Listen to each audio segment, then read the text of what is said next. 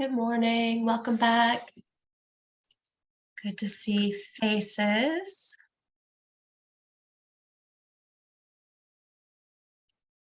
There we go. Just have to adjust my screen. Welcome back. Welcome back. Nice to see some backgrounds have been updated for graduation. Love to see it. We'll go over some instructions. If some of you are having trouble with it, we'll go over instructions when we're transitioning, right before we transition from human resources today to graduation. We're letting some additional folks back in the room. Quick reminder to go ahead and select your language preference below if you have not already done so, and to add either EN, SP, or BI to your username so we know which breakout sessions to put you in. Today we'll be finishing up or wrapping up on some fundraising elements and then moving into human resources and graduation, like I said. Go. And I'll go ahead and pass it off to you, Lisa, to do our quick hello. Hello. Was that quick? No, I'm just joking. Hello, everyone. Welcome to our last day together. Well, hopefully not our last. Hopefully we'll see some of your faces down the road. So I just want to have Jean Tedrow, if you wouldn't mind, just giving a quick hello as well. And for a quick shout out to our sponsors, and we'll jump right into the day. Okay, great. Thanks, Lisa. We made it. You all made it. Terrific. And we'll have a lovely graduation at noontime. But before we get going on today's human resources, let us thank again our partners and our sponsors. Z. Smith Reynolds Foundation, the Guilford Nonprofit Consortium, who helped form this series and program, CARI, Live Inspired, Duke University Continuing Studies. And I'll say at the beginning, thank you all for being here, and I look forward to seeing you later this morning for graduation. That's it, Lisa, I'm done. Great, thank you, Jean.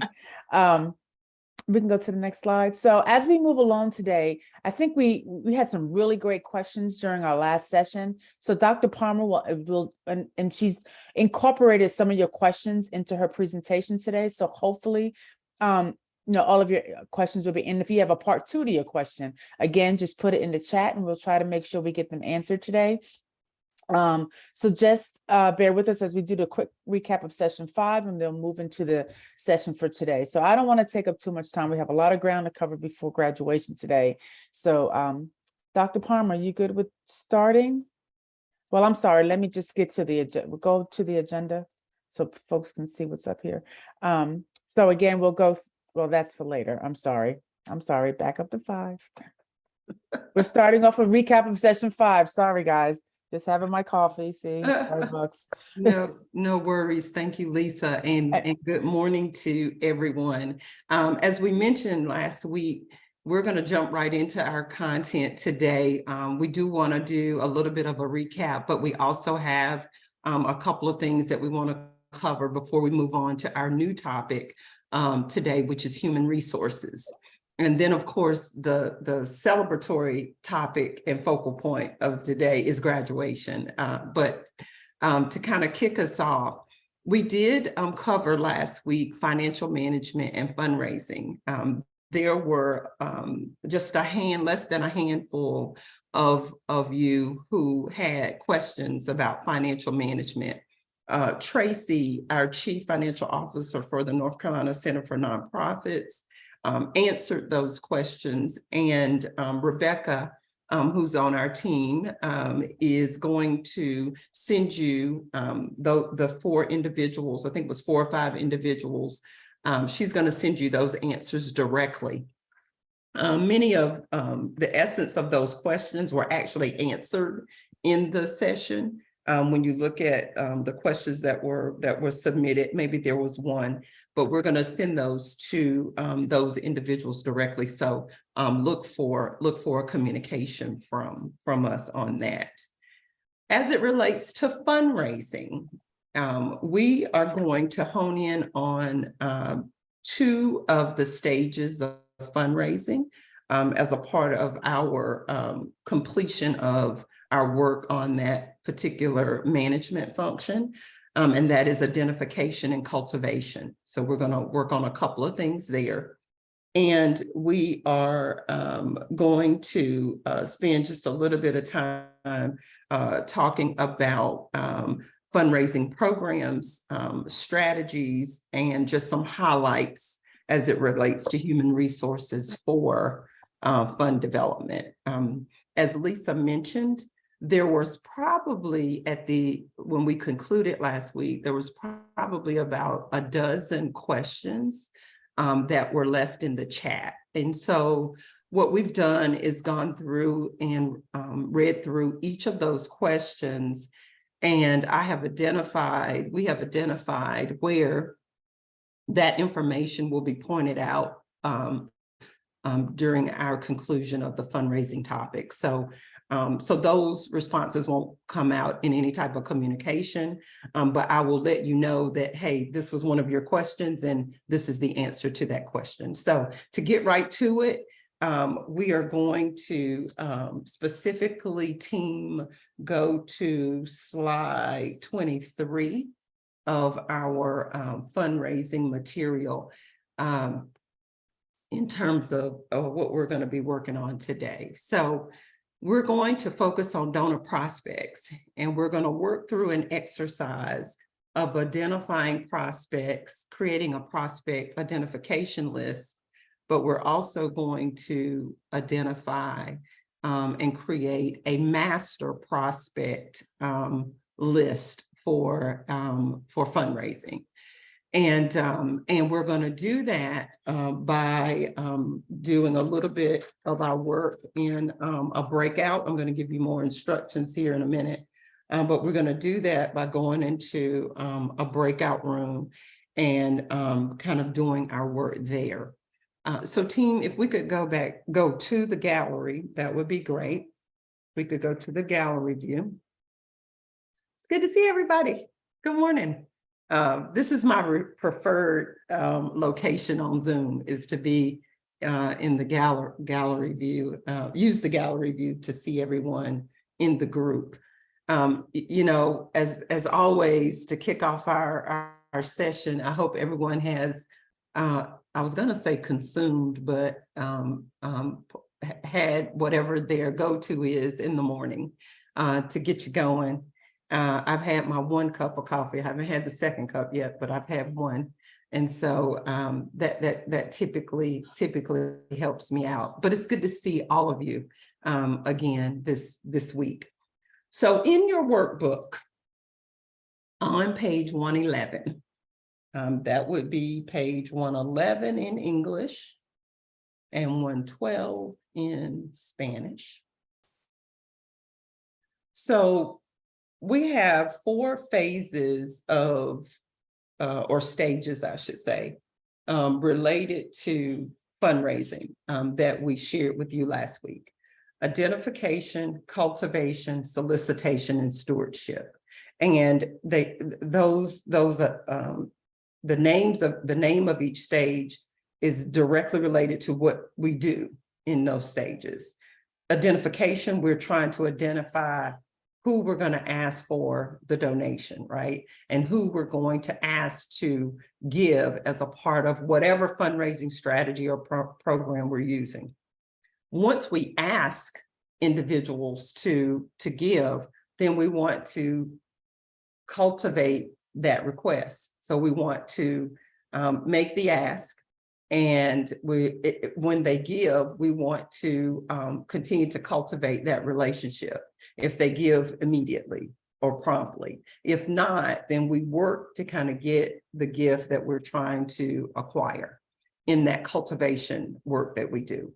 Once we do that, and we've got a really good, solid sense that we can approach individuals for the ask, then what we do is we actually create whatever mechanism it is that we're going to use to actually ask for that donation. And then once the donation is given, we steward the gift. So we ensure that the gift gets to the destination at whatever the request was of the donor.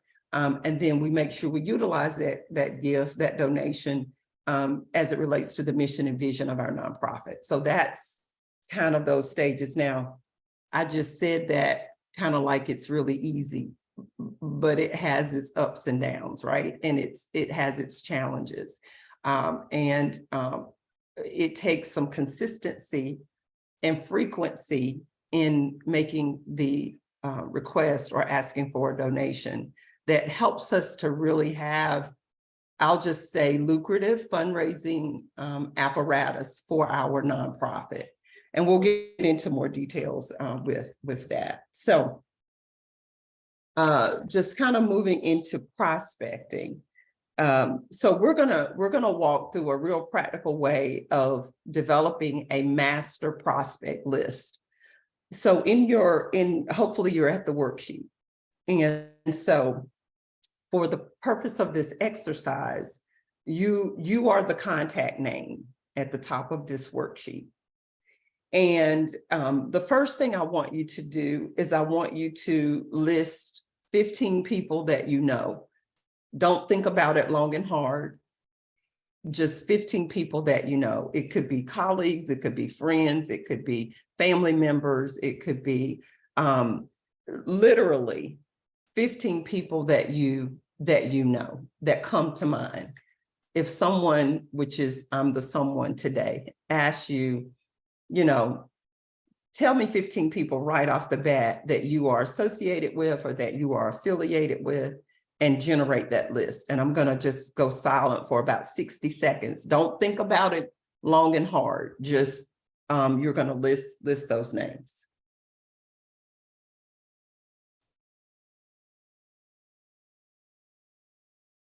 "15 people that you know."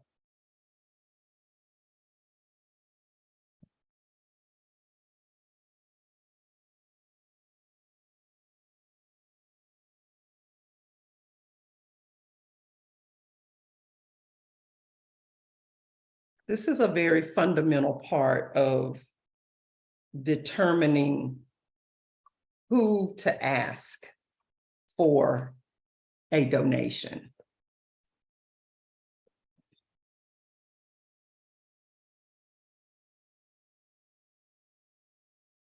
One more minute. Keep in mind, the takeaway here is the how to, is the skill, right? It's how to actually do this. So that's really the takeaway. Just so you know how to create a master prospect list.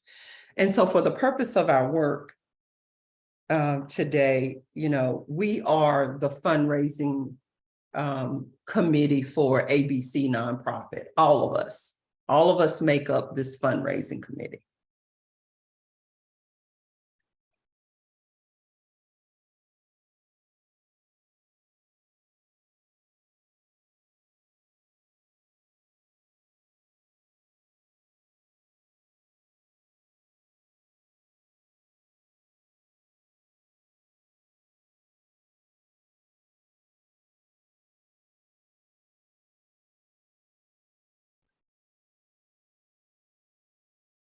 Once you have generated your list, in the next column, it's titled "Believes in Cause," right? And for the purpose of our exercise, here we're looking at believes in the mission and vision of the nonprofit you represent today in this workshop. So believes in the mission and vision of the nonprofit that you represent today in this workshop. And you're just going to go down and put a check mark by their name.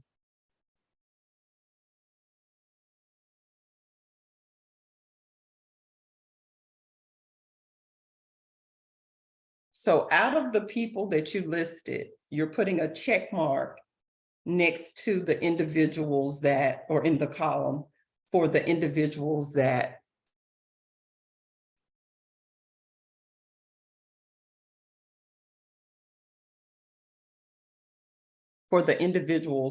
believe in the mission and vision of the nonprofit you represent. Of the individuals that believe in the nonprofit that you represent,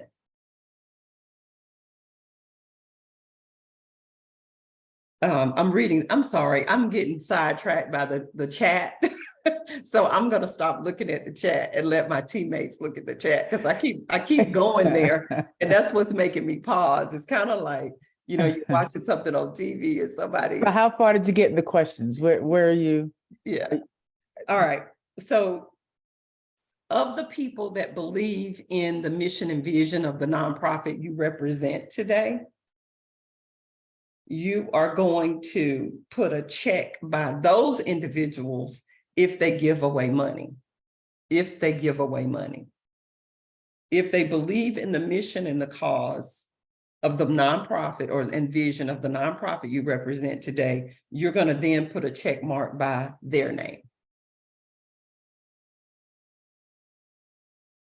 Now, some of you may be thinking, well, they're on my list. I didn't put that they believe in the mission and vision, but they give away money. That's not the folks we want to identify today. The folks we want to identify today are the people on your list, the people from that list that believe in your mission and vision, and the people that believe in your mission and vision who actually give money away. Like they give a donation, or they give to their church, or they're a giver, or you know that they actually donate to causes. Okay. Of the individuals that you noted that give away money, now we're going to think about asking them to give a donation to your nonprofit. What would be the amount that you would ask them for? Your best guess. What would be the amount that you would ask them for?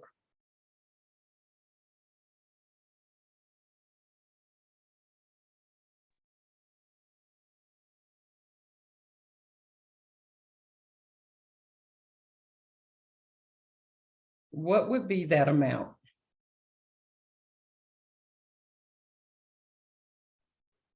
Carla wants to know, what's a reasonable amount to ask for? How do you know that?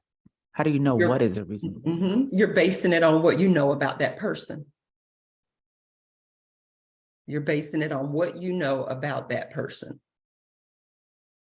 Dr. Cook Davis, I think you're saying something, but you're muted. Or maybe you're not talking to us. That's weird because I'm on mute on my end, so I don't know what's going on. Let me check. Okay. Okay, you're good. You're good. No worries. You're good. Go ahead and mute yourself back. Yeah, Okay, thank you're you. good. Okay. So as we look at this prospect list, what I want you to pay attention to is the number of people that you indicated that you know compared to the number of people that you would ask for money. So I've got 15 people on my list. Out of the 15 people, how many would I actually ask for a specific dollar amount?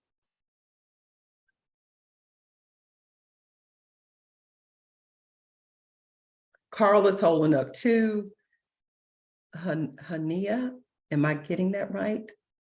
Hania's is 3 out of 9. Logan looks like, is it 8, Logan, or 9? 9. Okay.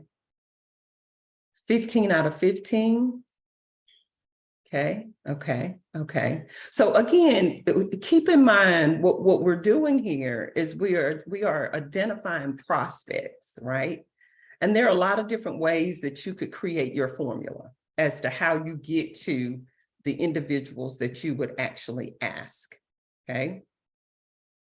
The master prospect list, I'm going to tell you how to take this prospect list, the individual prospect list, and create a master. Now, team, I'm going to switch up just a little bit so that I can kind of walk through, but I'm going to ask them to put the information in the chat. That's just so we can kind of move along with the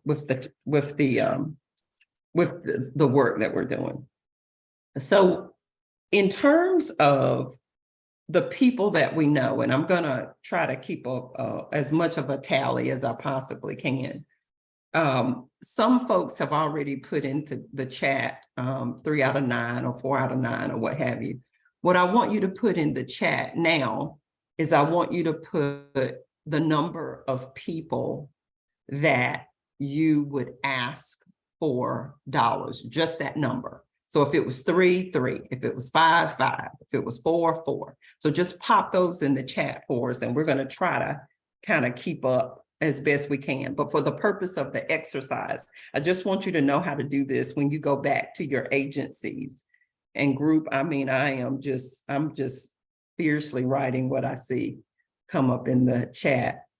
And what we want to do here is just kind of tally this as best we can for the purpose of the exercise. So the question is, how many individuals did you note in column 4 that you would ask for money?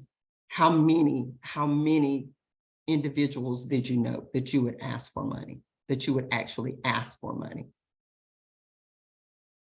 Okay.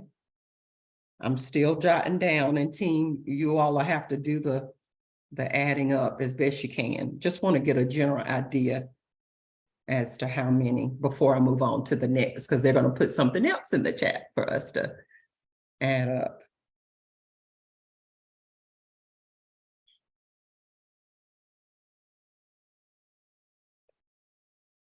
I'm over 100 on my list.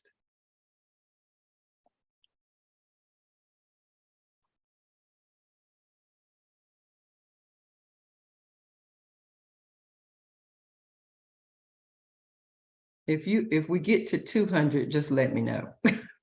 Because it looks like we might be 200 plus.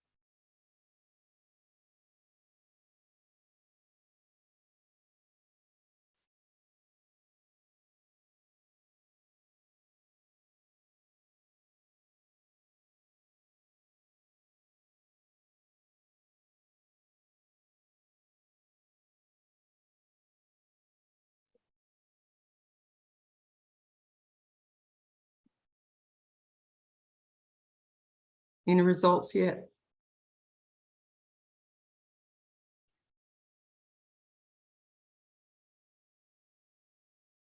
Yeah, I'm coming up well over 200 too, but Great. numbers keep running into the There you others. go. So That's yeah. good. Thank you. I think that's Thank a good you. number to start with. Thank you, Lisa. Thank you. So 200 plus. So on our committee today, our fundraising committee, we have 200 plus prospects, just all together.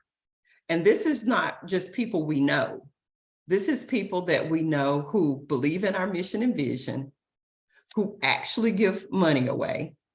And we actually have a dollar amount we would ask them. So here's the next thing, Lisa. This is going to be a little bit of a heavier lift, because now what I want our committee to do is to add up the dollar amount in your 4th column. So you should have put an amount to ask for in column 4. Add that dollar amount up and put it in the chat. And I'm going to try.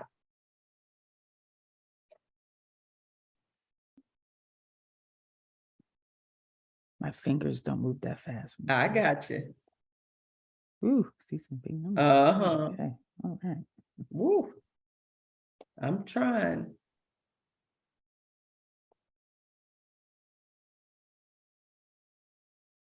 Every donation counts, regardless of how small or how large. And that's in the eye of the beholder, right? In terms of what's a large gift versus a small gift. Because if I give $10, that could be large to me as your donor. So every gift is significant. We like to say to donors, give an amount that is meaningful for you, that makes sense for you. All right. I saw 1.2 million. So we're already over 1 million, Mm-hmm. right? Mm-hmm. So I'm still going. So yeah. there you go. So we've got 200 plus prospects. that according to our anecdotal way of looking at this, we have the potential of receiving over $1 million. So let's say 1.5 million, right? So this is now these are our prospects, these 200 plus, and this is what we have, thought through to say, hey, this is what we could pursue with each of these individuals in terms of the ask. And as a committee, each of us has our own list. So now each of us can go and ask these individuals for this amount that we've identified. That is prospecting. That is prospecting in a real practical kind of fundamental way. We provided for you a worksheet called the Master Prospect List. And so we could now, as a fundraising committee, transfer all 200 plus of our prospects to this list, identify who's actually going to contact them, because they may be on my contact list, but I may actually have someone else, right, that I might know to ask them for the gift on our behalf. And then who's actually going to solicit the gift? And then how much are we going to ask for? We've already identified that. And is there any additional information? So I'm going to repeat that in terms of using this worksheet. As a committee, we have 200 plus prospects. So we would put all of those 200 plus prospect names in this list. And then we would identify the person on the committee, the contact name. We would identify the person that provided that name. That way we know how to follow up. We would put that person's name there. And then we would determine who's gonna ask for the gift. Because just because I'm the contact for that individual, to get the ask out there, doesn't necessarily mean I'm going to be the solicitor. It may end up being someone else that may be a little bit closer to that person, or might be able to have, that has an inroad to that person more directly as it relates to giving a donation. So that's that. And then how much are we going to ask for? We determined that in the previous exercise. And is there any additional information? You can put this in a Excel spreadsheet. We're going to talk about some donor databases here in just a minute.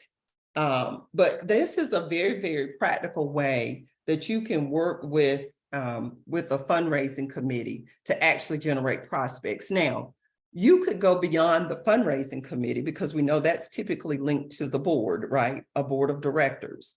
It could be that you do this with every board member. And because sometimes we create fundraising committees and fund development committees that might include individuals that don't necessarily serve on the board. So you may want to do this with that committee and with your board, just so you don't leave anyone out. You could do this with your staff. You could do this with your volunteers to actually begin to try to generate a list of prospects. So this is a task that you could complete to begin to generate that information.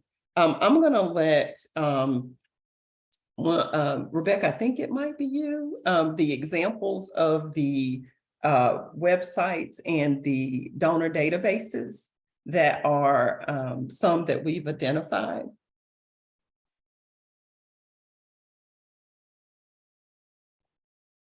Yes, let me go ahead and pull that up. Okay. If some of you use donor databases, can you pop them into the chat for us if you use one? Now, if you use one and you don't like it, feel free to put that in there too. But feel free to put in recommendations. The center uses Salesforce, but there were some other ones that we know of. One of them is Salsa. Y'all have ever heard of that one before? Let me go to my spreadsheet here. And while you're doing that, Rebecca, I'm just gonna keep going. You just let me know when you're ready. Okay. A couple of other things that I want to point out. So one question that was asked of us was, is most charitable giving geographically focused? And the answer to that is really based on kind of what you identify as being your service area, number one, for the programs and services you deliver, but also in terms of the reach in alignment with your prospect list, because you may actually have individuals on your prospect list that live in another state, that live in another country. So I wouldn't necessarily put geographic boundaries on who actually gives in that regard. So I wanted to respond to that question. And then another question that was on the list was, can you name some fundraising database softwares? That's what we're doing now. And then another question that was on the list was related to doing authentic fundraising. And what does that look like? What I will say is that, well, the question was, how do you fundraise authentically and without being, without feeling like you're grooming and without, kind of feeling like you're being fake about this? The minute I think you disclose to the folks that you're asking for a donation, that's what you're doing, you are being authentic. You're saying to them that you're inquiring with them to consider giving to your nonprofit organization. And then it just kind of takes off from there. I think that there are a couple of other things to think about that. It is a multifaceted approach to fundraising. It's not just one strategy. It's multiple strategies working simultaneously. So always keep that in mind. And your branding and your messaging of your nonprofit is important. So if the branding and the messaging that's out about your nonprofit in the public, in your community, if that's weak, then it's going to make it difficult to begin to talk about who you are and what you do in regards to fundraising. So it's multiple things happening to help you to be authentic. It's not just one thing that you do in order for that to happen. Rebecca, you ready? Yes. Okay. Let me share my screen and pull up a couple of these for you all to look at. Okay. So anytime you are looking for a CRM, there are so many different resources. When you Google, you can Google a comparison. If you're between two different ones, you can Google a comparison of pros and cons. There are all kinds of rubrics or tools to help you determine what you need to get out of a CRM, things you may not have even thought of that may be features that you want to have.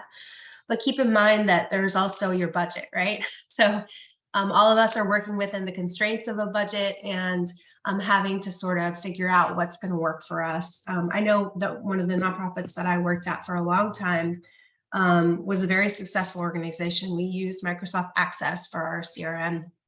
I think that's the name of it. I think that's what it's called. But we use the Microsoft tool to keep track of our data management. And it worked. It wasn't great, but these are some other options that have come up, and some of them have been posted in the chat. We have Salsa here, which is one that I know that a lot of folks use. It's also called Salsa Labs.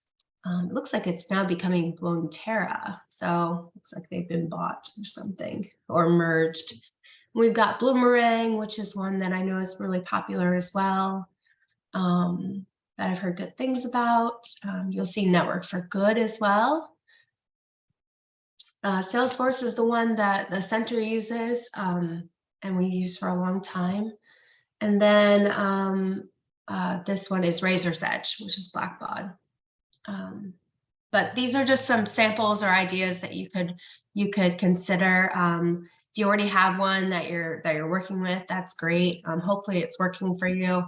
I know that, like I said, there's pros and cons to all of them, and it's really unique to the nonprofit and what your budget is and what your needs are. So hopefully that's helpful. Thank you. Thank you, Rebecca. Yep. And so the other element that we wanted to share with you as it relates to fundraising is page 120 for English and page 120 through 123 in English and page 121 to 124 in Spanish. So that's where I'm going next. So in terms of giving, I want to kind of point out what you're looking at here. So you have annual giving at the base, then you have major giving, and you have estate giving. It's for those of you who are familiar with Maslow's hierarchy of needs, it's kind of the metaphor here, is that when you have a consistent annual giving opportunity for individuals to give to your nonprofit from that donor base that we prompted with the prospecting, and you're making those personal solicitations, it might be direct mail, it might be special events, but that annual giving is the base. Once you have some consistency in that and you're seeing some return there as it relates to fundraising, we have a foundation then for major giving. And that major giving comes in the form of corporate foundations and sometimes capital campaigns if there's a need for that. And then once we have some frequency and consistency with those two ways of giving in the pyramid, we are established to the degree that it makes sense to pursue estate giving, meaning planned gifts, individuals leaving gifts as a bequest, etc. If you go to the next page, there's a narrative for each of those of what I just shared. So you can reference that. If you go to the next page, there are examples of each of those. And there is a description of each. And so as an organization, as a nonprofit, you decide how you want to proceed as it relates to how you build out your apparatus as it relates to giving. There were a couple of questions here. One was, are there any fundraisers that are out of bounds? And what I would say here is that what comes to mind here is raffles. The state of North Carolina, I didn't look this up for this year, but because sometimes things change, but typically you're only allowed 2 raffles, right? 2 raffles, and I see some head nodding there. Raffles are one of those kind of things that comes to mind in terms of there being some limitation there. So you want to be mindful of doing raffles. So that's 2 raffles per year. That is correct. So that's something that sticks out for me. Rather than the terminology fundraisers that are out of bounds, there are fundraisers that take longer in order for us to see a return. So it's like if you go out and do it the first time, oftentimes it takes that consistency for most any event or any type of fundraising you're doing. Over time, it builds up the momentum there. And then a third question was commission being paid to people who help fundraise. And there's a reference in the question to the Association for Fundraising Professionals, although I think they changed their name. I think they adjusted their name a little bit, but we typically encourage the practice of not paying commission for fundraising for nonprofits and not paying commission for grant writing.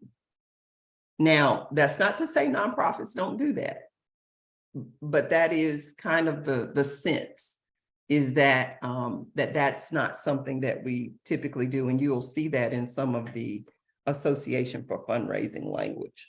So I wanted to get that question answered for us. Let's see. Team, I think there is, I answered question 2 and 3. There is a couple questions related to any books or recommendations that we have. We do have we recommend Kim Klein Fundraising for Social Change. Network for Good, that's another resource as it relates to that. And then Candid or GuideStar has a blog post about fundraising books as well. And I think the team put those links in the chat because there were some questions about that from the group. There was a question about the percentage of the budget on fundraising. What is the philosophy behind, just that notion? I do think that that is a individual nonprofit decision. I don't necessarily think of it in terms of percentage. I know some funders will look at that in your budget to see, how much you're spending on certain things. But your cost for fundraising depends on page 120, right? That's where your cost of fundraising. It depends on page 120. It depends on what it is that you're actually doing to raise the money. And even more specifically, page 122, because those are those specific examples there. We have a question. Paola. Gracias, doctora Palmer.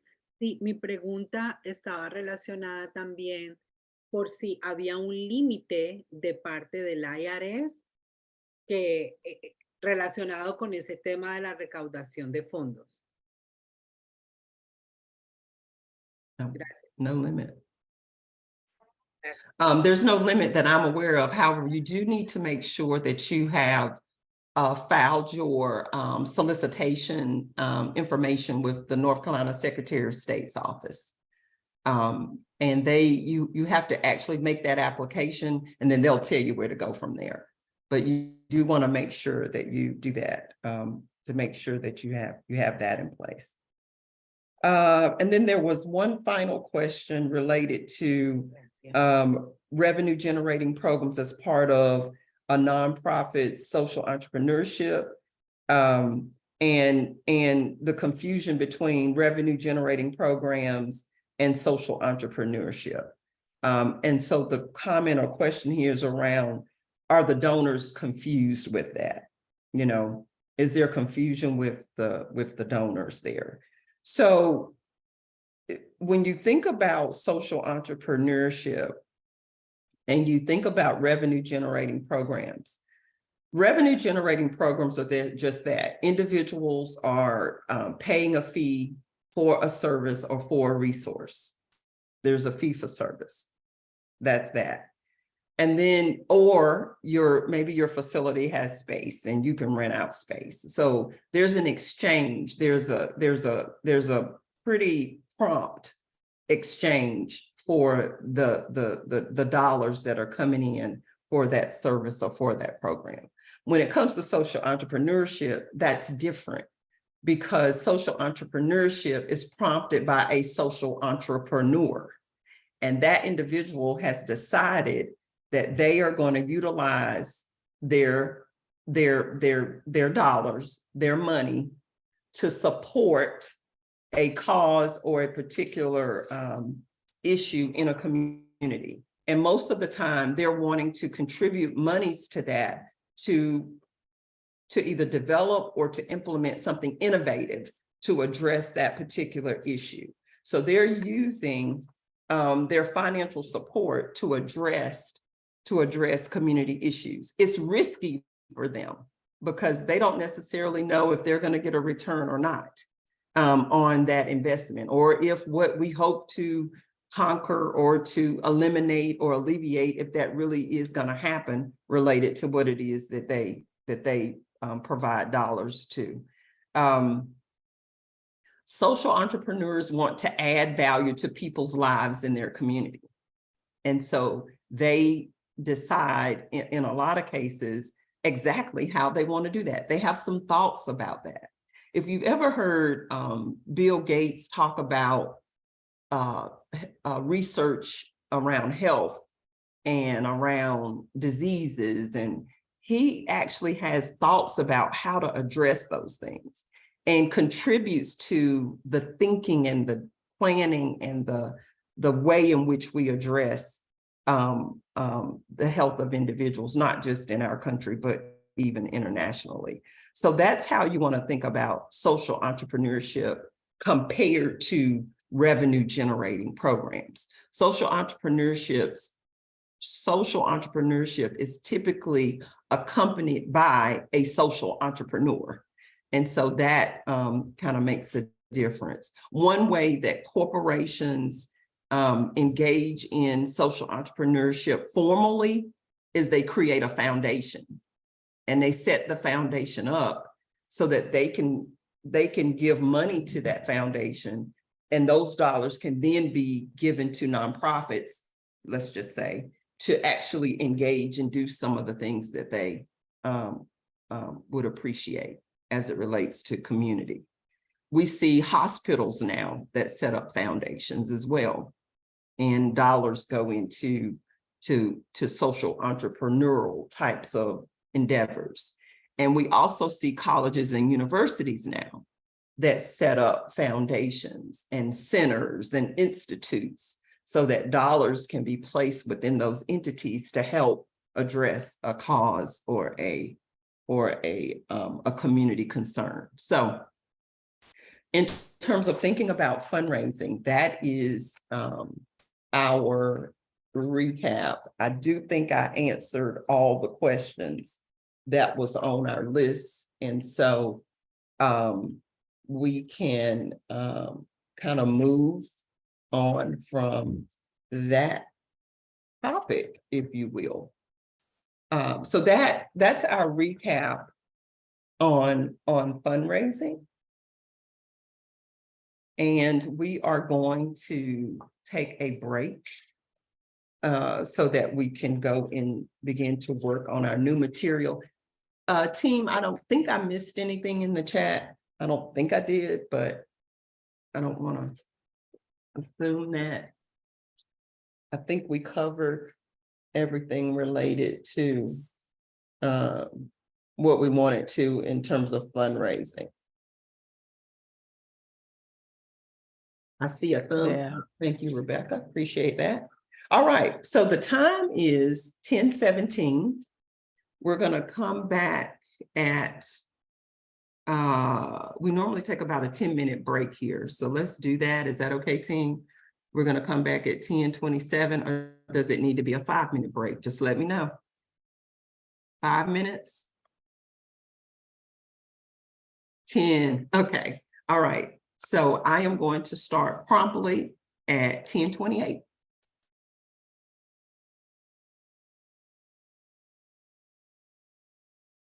As we are making our way back, please turn your attention in your workbooks to page 126, and I'll give folks that the seconds that they have left to come back with us. But we are going to be referencing your handbook, pages 126. And I'll repeat this, but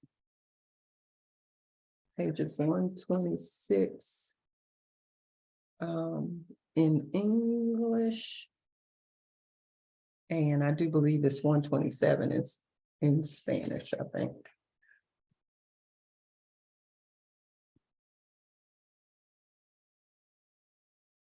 And what I'll do in this section, I'll call out the names of the pages that I'm referencing. They'll be in the order that they're in because there's several.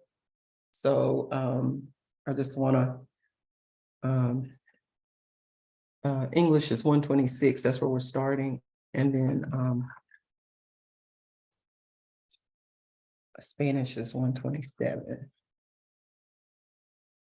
All right, well, hopefully you were able to grab a snack or refresh your beverage and so on and so forth. Team, if we could pull up slide 6.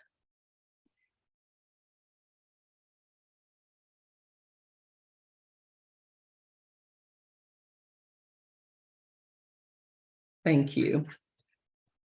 So our topic is human resources.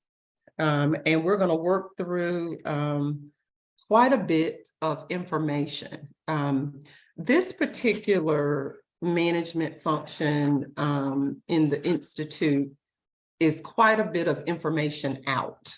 So I just want to go ahead at the top of our work with this particular management function to just point out what you have. So you know what you have in your material. And then I want to hone in on some specifics as it relates to recruitment, retention, and reward. Recruitment, retention, and reward. And again, just kind of keep in mind that there is quite a bit of information in terms of what you have in your workbook. As you look at the items listed here on the screen, and it might even be a good idea if you've got your phone handy and it has a camera to just take a picture of this slide and you can reference it as we work through the material, because this is the order that we're going to work. And so you'll have all of this, you'll have this running kind of list of the topics that we're going to focus on. So just want you to kind of do that. And then that way we can move through all these different pieces of information that we have, and you'll know exactly where we are. I think that would be real helpful for you. Let's see. Lisa, did you have anything you wanted to add to this topic as we kind of move No, I think as you go on, I'll chime in. with Okay. certain things. Yeah, I'm good. All right, okay. All right, so as we think about recruitment, retention, and reward, with recruitment, we're thinking about the different positions and the roles that your staff has, and then along with that, compensation, how you hire, and so on and so forth. And then, of course, with retention, we're looking at resources that we make available to individuals that we employ. And so there are times when we have to do background checks, and most of our organizations, not only do we have a conflict of interest policy for our board members, but we also have that for our staff, depending on the programs we offer. In terms of the very benefits that might be offered to our employees, employee relations, if there's a grievance, these are all those kind of retention kind of pieces of the human resources puzzle. And then, of course, how do we reward individuals that we employ? Are there career development opportunities for them? What does promotion look like? What does professional development look like? Are we doing performance evaluations? And oftentimes in nonprofit organizations, we will have independent contractors that do work with us, as opposed to employees that do work with us. There's a compensation review that you might consider with individuals that you employ, such that you are, to the degree that you are able to offer them a living wage. And so, again, quite a bit of information out here And yeah, I'm sorry, related to Dr. that. Yeah. Go ahead, Lisa. Sorry. Yeah. I think also too, as we go through these, I think two areas that have it's very common right now to talk about within the workplace, obviously culture and how that plays a part in all of this, and flexibility of work schedules, I think has become a bit too big conversation topics in the HR world lately. Which I think we're all adapting to and trying to figure out how that all fits within our what do you call your HR manuals or operations manual, et cetera. So I just wanted to point that out as well. And we know that each organization is at a different, is in a different place related to the life cycle, right? So we know some of your organizations, your nonprofits are brand new. Some of your nonprofits have been a while been around for a while and maybe trying to enhance some parts of your personnel administration infrastructure and apparatus. And so while this is not a conclusive list, this is a list of just kind of areas that we are highlighting in terms of, as you think about shoring up your human resources function. And as Lisa pointed out, you know, the culture of your nonprofit is very relevant. Also, the culture of your community, that is very relevant too, in terms of the community that you are a part of, in terms of your nonprofit. So there are different factors to take into consideration, and so, you know, definitely want to point that out. It's not a one size fits all, but these are some areas of focus, and definitely in terms of recruitment and retention is the flexibility of work schedules. You know, whether or not some of your employees may be working virtually, some of them may be working remote. And what does that mean? What does a remote work situation look like compared to a virtual? Because I could physically be in my office space, but I could be working virtually in terms of the tasks that I perform. Or I could literally be remote, meaning I'm not physically on site where my nonprofit is, but I'm working, you know, nonetheless. So that is a way of thinking about this as it relates to this. So we're going to jump right into this.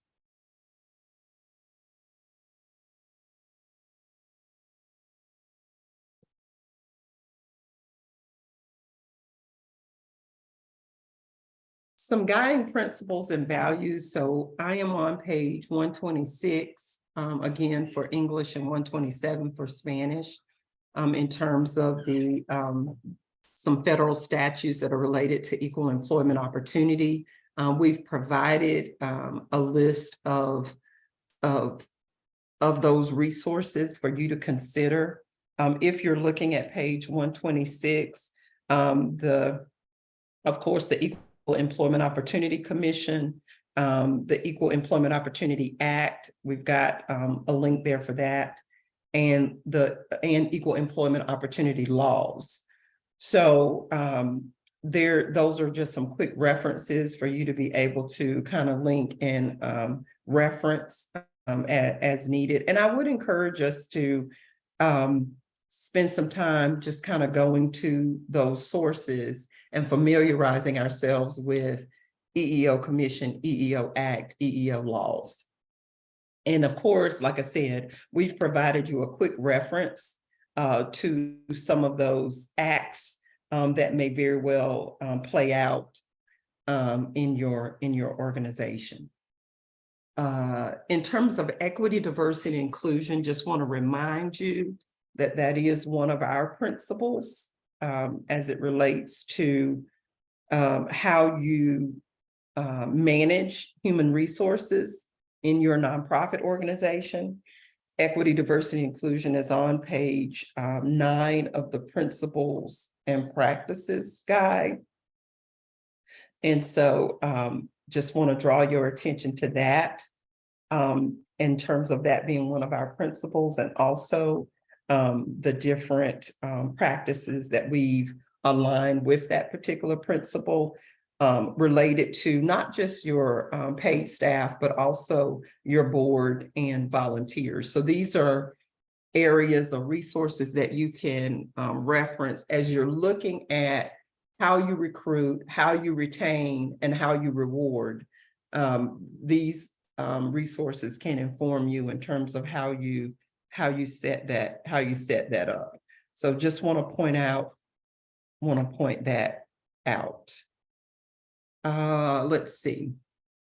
I don't think, Lisa, there's anything else that I have for this particular part of our information.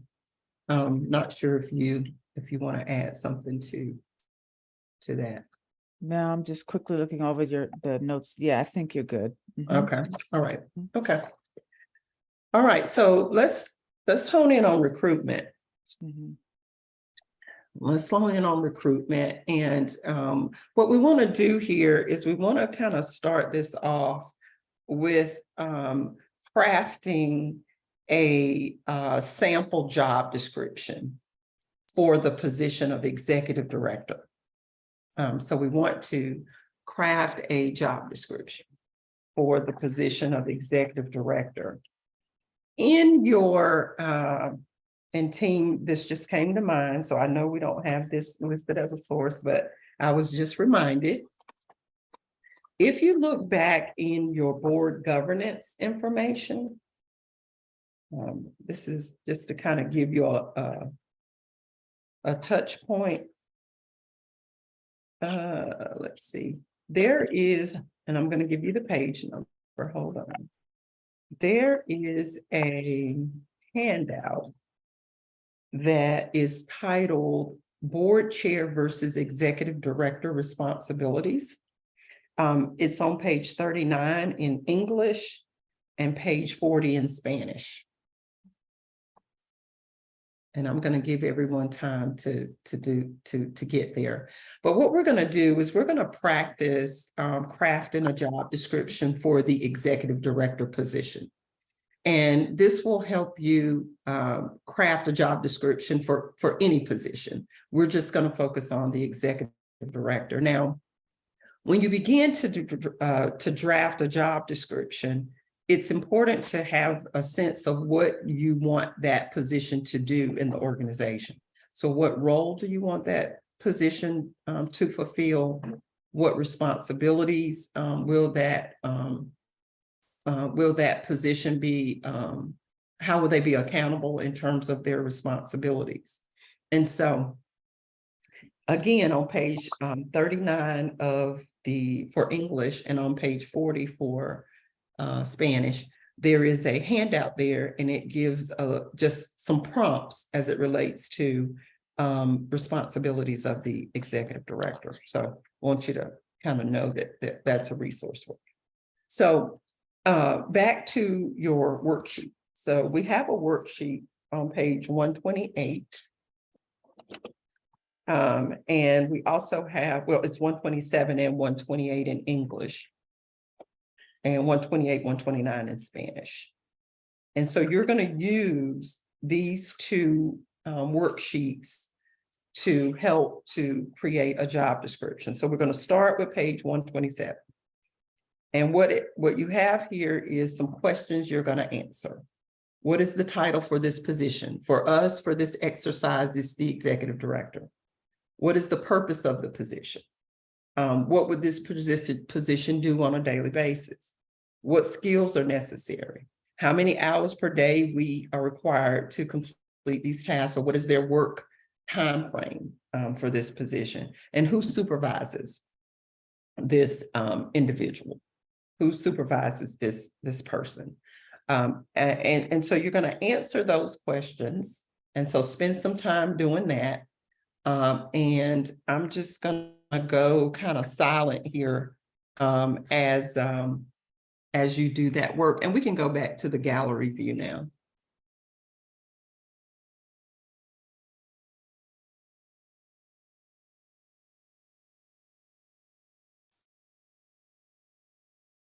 So I'm here, but I am going to let you spend some time answering those questions.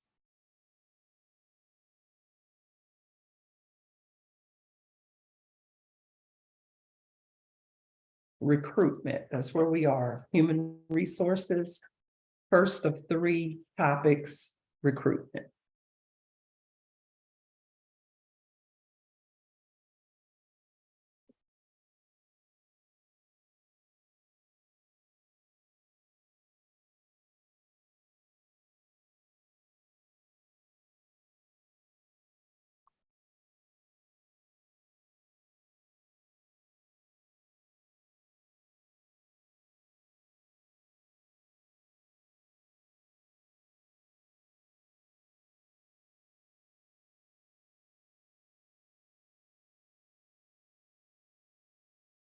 Someone, team, they have, maybe I gave the wrong page number. That may be my fault.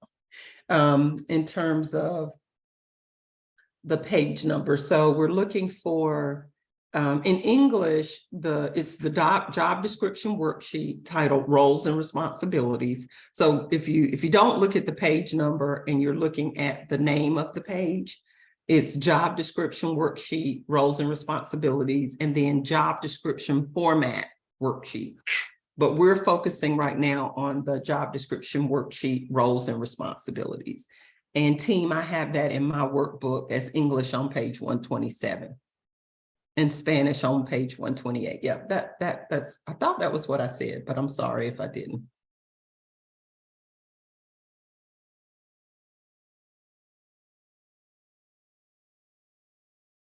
So we want you to jot down your notes for those 6 questions, and then we're going to go to part 2 of this exercise.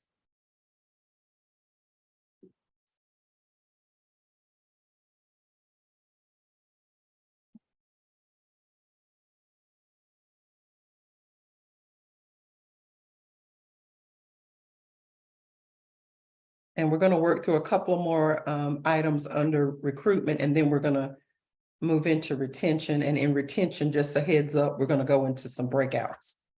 So just to kind of give you a sense of what's coming next.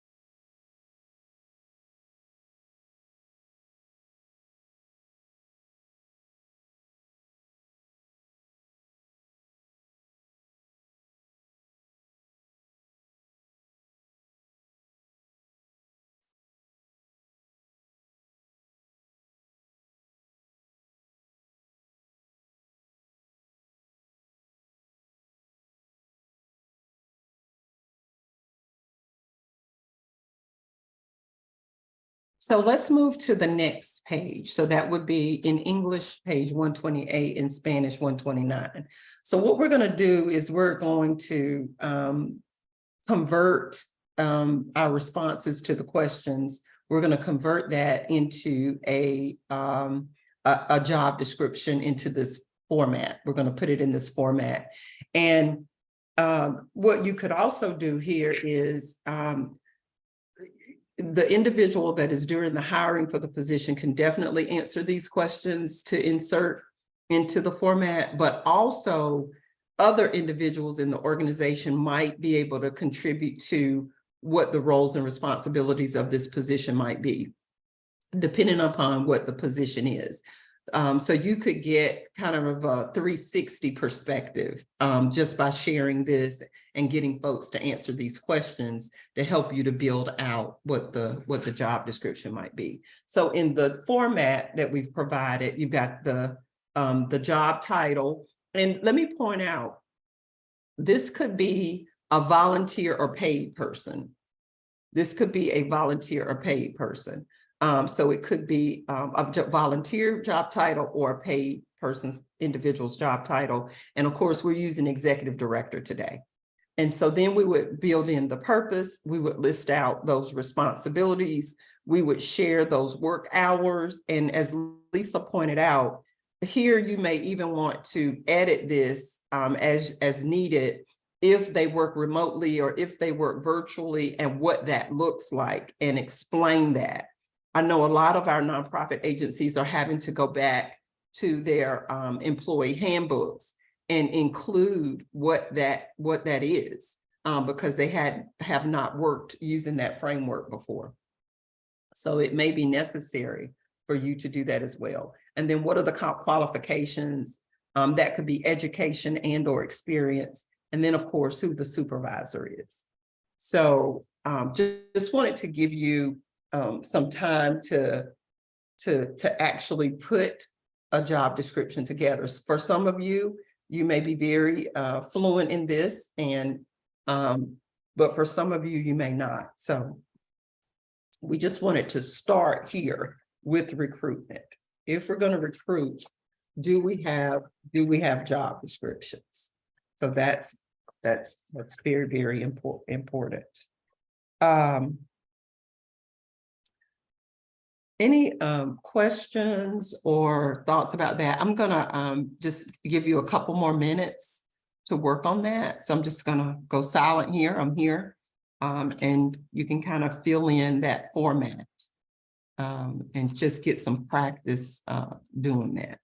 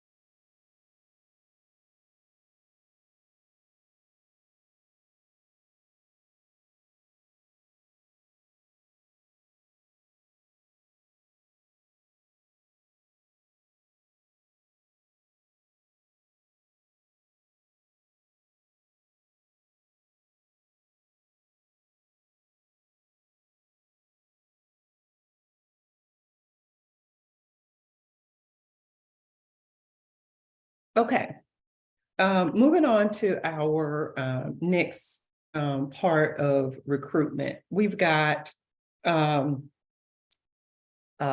sources that we want you to consider, and you'll have this in your library.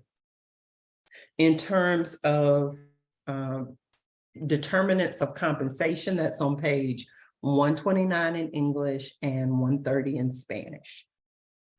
Now, we've provided some determinants of compensation per this source.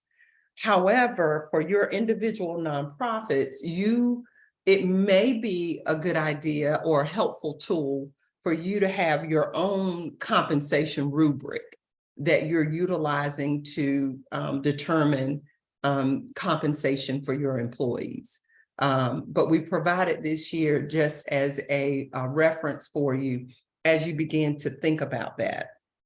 The other source that you have is there is a best practices for the employer and laws. And so if you go back to page 126 in English, this is the first page we referenced. in this part of your workbook. These acts and the sources we provided for the EEO Commission, the EEO Acts, and the EEO laws, these are all sources that speak to hiring practices and also provides some best practices for your nonprofit as an employer.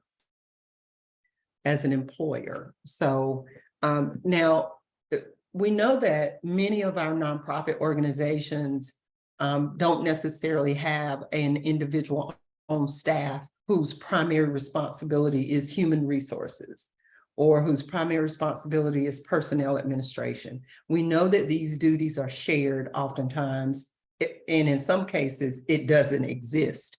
In some cases, we rely on, if we are fortunate enough to have a board member whose background is human resources or personnel administration, a lot of times we'll tap that resource if we're fortunate enough to have that. There are some services, I know Paychex is real popular with employers. They utilize, and that's Paychex. A lot of organizations utilize that resource to help with the human resources function, but that list really does help us to know where to find those resources in terms of best practices. And then we have the living wage. There's an article that we've provided about living wage. We know that can be a challenge for nonprofits. We know that can definitely be a challenge. And I see in the chat, I provided Paychex as a source, but there's also Proliant, that's capital P-R-O, and then capital L-I-A-N-T, that's been put in the chat. Thanks, Kim, for sharing that. But there are various sources that can help us there. And then I'm going to let Rebecca tell you about the salary and benefits report that the North Carolina Center does. And then we also have the national report that goes along with that. So Rebecca, I'm going to let you pick up there. Sure thing. So we partner with Columbia Books and Association Trends to produce a salary and benefits report, both for the state of North Carolina, and then they also do a national survey. Certainly members get a discount on either of those reports, either the state report or the national report. You also, I think they update it every 2 years or so. They send out the survey, and we send that out to everyone in our network to participate in the survey. And as we all know with surveys, the more people that participate in it, the more organizations that participate in it, nonprofits, the more robust the data is. So we really push for folks to participate. If you're a member, you get a discount. And on top of that, if you participate in the survey itself, you get an additional discount on that report. I'll go ahead and put the link for that in the chat if you're interested in learning more about it. Certainly, if you want to see a sample of what like one page of it looks like in terms of one specific role and the key identifiers within that, we can link you up with them, with Columbia Books, to send you a sample. And then that way you can see if it's right for your organization or not. So I'll go ahead and put the link for that in the chat there if you're interested.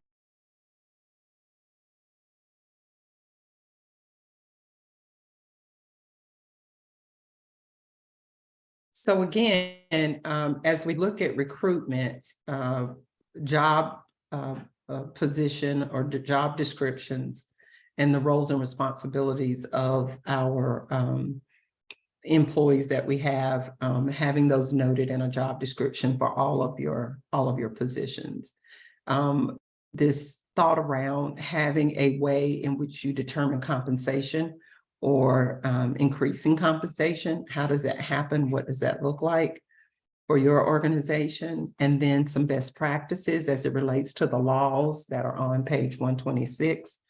And then there's an article about living wage. And we always point out here, of course, we promote our nonprofit organizations across the state to strive to compensate individuals in alignment with a living wage. And we know that sometimes that's difficult in terms of the financial position of the nonprofits that we all represent. But that article there is very helpful, gives you some food for thought in terms of thinking about how you might move towards that philosophy. And then the hiring practices we have there, and then of course, the salary and benefits report. And there's also a national report, just to kind of help you to become more schooled as it relates to those things. Team, if we could go to slide 13.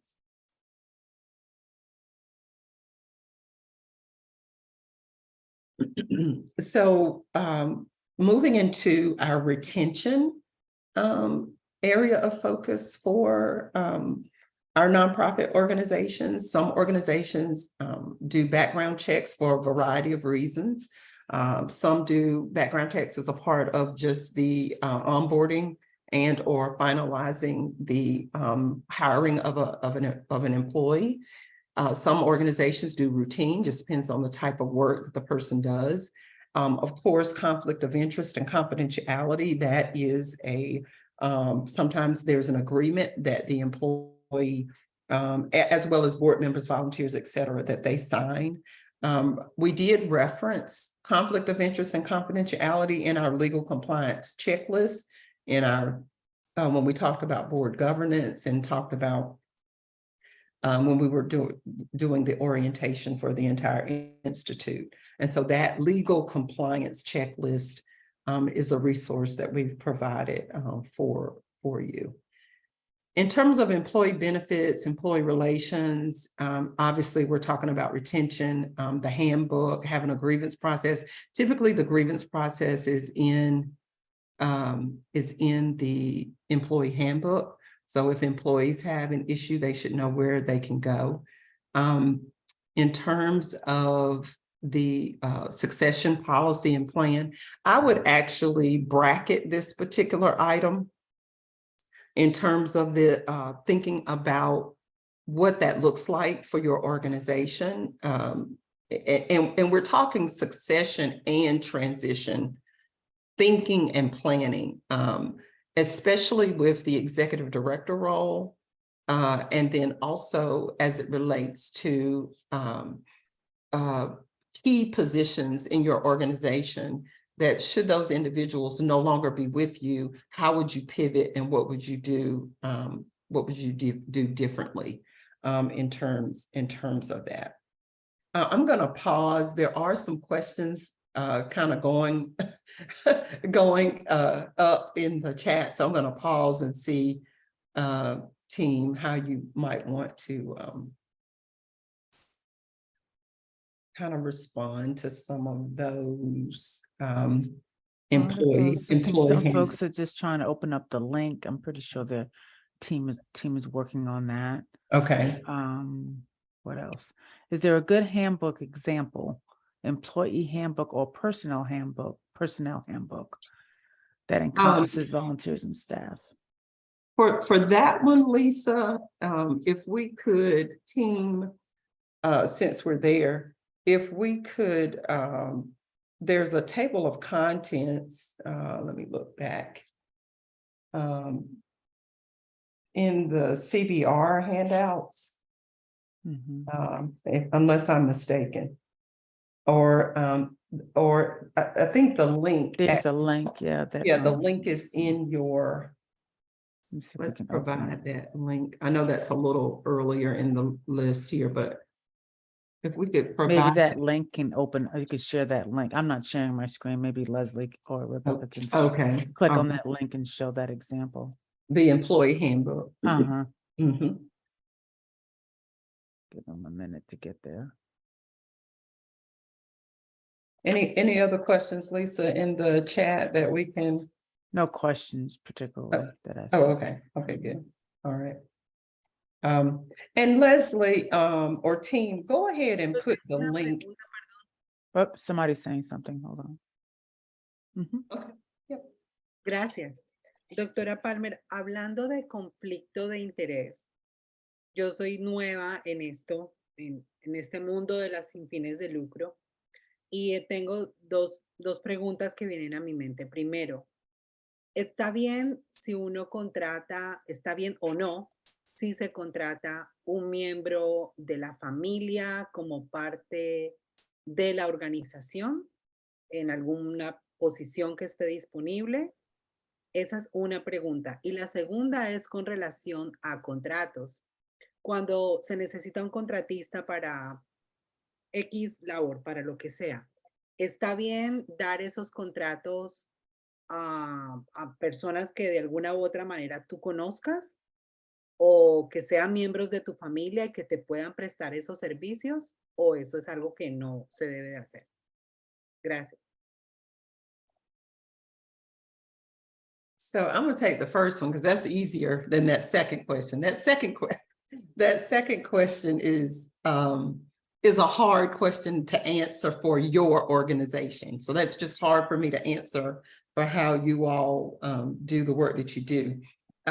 It is okay to hire family members to work and be employees with your nonprofit organization. However, in your employee handbook, you should have you should provide some insight to your employees as it relates to how that works for your nonprofit in terms of the, some organizations might have some guidelines that you specifically highlight in your handbook. So, and what those are going to be unique for the most part to your nonprofit agency. So can you hire family members? Yes. You might want to think about a limit to that depending upon how many staff you have, but they should not be reporting to each other. So if I hire my sister, I should not be my sister's supervisor and my sister should not be my supervisor. So that's kind of fundamental in that regard. But I think you'd have to kind of craft out that. So that's your first question. The second question in terms of who should you contract with? You should contract with the resource that provides the expertise that you need. That's who you should contract with. If you're looking for a specific set of skills or knowledge, or, that's really what should drive who you contract with, not whether or not they are a family member or someone or, you do an announcement that you need, whatever resource it is that you need, just like you would put a position out there. I think that's a safe way to do that. And some of your funders might require you that you've got to get bids and you've got to, make an announcement if you, need, I don't know, like an IT resource or service. You may want to do it that way, but I would encourage you to utilize an approach where it's a fair review of individuals who might actually be qualified to do what it is that you're needing. Yeah. But what should drive that is, does the skills, the expertise, the knowledge fit your need? That really should be the driving force. I'm sorry, Lisa, go ahead. No. I was just also going to say, normally, I think with the federal grants I've worked for, they'll usually ask you, or grants period, for 3 comparative bids for contracts, and to submit those 3 so they can see whom you're in their qualifications, how and what your process is for choosing. So I was just going to add that point of comment. Okay. Now, I think Leslie put in the chat the link as an example, so we can click on that, or Leslie, if you have it up, that we can share the nonprofit handbook. The table of handbook. table of contents. Mm-hmm. There Yeah. it is. Yeah, she's got it up. And I'm hoping this is a good resource for the person who was asking for the, for an example. That was for Andre. So Andre, let us know what you think about this, as well as others. And the link is in the chat too. If we're going too fast, you just want us to slow down. Right.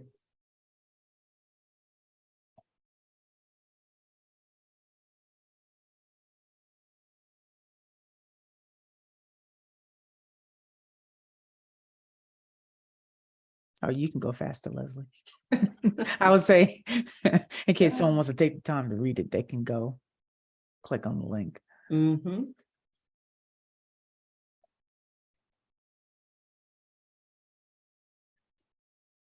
The table of contents is helpful, but Mhm. good point. Okay, so Andre's looking for a template that we can edit, especially since they exist. I'm not gonna Looking say, for a template that we provide that they can edit. yeah, Mm. is that what you're asking for, Andre? Or Can y'all just, hear me? yeah. Mhm. Yes. Okay, no, I'm just saying, I mean, I'm in the process of uh reviewing a number of different things, and one of them is our employee handbook. We just implemented a new PTO policy, so we're changing our policies as we go, just because it's that time where things need to evolve. But at the end of that journey, I want to recreate our personnel handbook, or create a personnel handbook, preferably one that encompasses both staff and volunteers, because we have so many volunteers that, it's not just the one-off volunteers, but people who volunteer with us as if they work shifts. So in a situation like that, your staff and volunteers become interchangeable. And if there's so not necessarily one that the center provides, but if anybody has come across Ah, a really good handbook, and it does, the volunteer piece of it, the all-encompassing personnel handbook, that's icing on the cake. If it's just you've come across, or you use it within your respective organizations, a really good handbook, please Mm. share, because I know they exist, and I have zero interest in recreating the Mhm. wheel. Mhm. So what I will say, and some of the center team can speak to this, last year, we worked with a cohort of nonprofit organizations across the state. And in that cohort, I think I worked with 3 nonprofits that were working on their handbook. And what we provided for them, or this is the approach we took, is we provided them this template, because I can't say that I have literally picked up a employee handbook and said, hey, this is it, this is the one you need to use. But what we have landed on is that this template that we're providing, it has the A to Z. And then what we did is we utilized this for those executive directors to go through and look to see, one, what is in this template that they already had in their handbook, and then what, in addition to what they had that was shown in the template, do they want to add? And then we work with them to shore up those policies and language and all of that was there. And then we also help them to kind of craft what needed to go into the handbook that wasn't already in there. So that's how we kind of help them edit. And in all 3 cases, they were editing an existing handbook that they had. And what I found with that was, yes, there's some commonalities across all of the handbooks, but what was different was the language in which they speak about different policies and such, as it related to who was on the board, who was on their HR committee. There were just so many other factors that went into how they actually developed it. So I understand wanting to get your hands on one of those, but I don't have access to a nonprofit's actual handbook that they've said, here, hey, you can, you can use this, or you can reference this. And in those cases, we spent, I don't know, team, how many weeks did we spend working with that cohort? I mean, it was every week that executive director we designated that time, and they literally, it's kind of like writing bylaws. It's not, it's not the most fun thing to do, but there is I think a significant part of that edit that is so unique what is really happening, the issues that they faced, and how they crafted the language in those. So I don't know, team, the best I can offer today, Andre, is that template to kind of do a compare and contrast. But I don't, there's not a nonprofit that I've worked with on that type of project that has said, here, you can actually have a copy of this to, if you Google them, that you might come up with some images that way.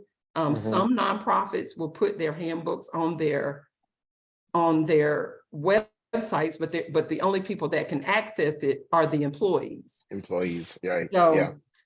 Nope, I that makes don't sense. have My one job I is could to ask do. the question. Yeah. So question asked, question answered. Thank you. Yeah. There's also that link that Rebecca just put in there also. If you look at that, that's somewhat of a good template as well. It has, it's all written out and has blank spaces for you to edit. Oh, yeah. Mhm. But so you might want to take a look at that one too. Okay. All right. Thanks, Cheryl. Appreciate it. Yeah.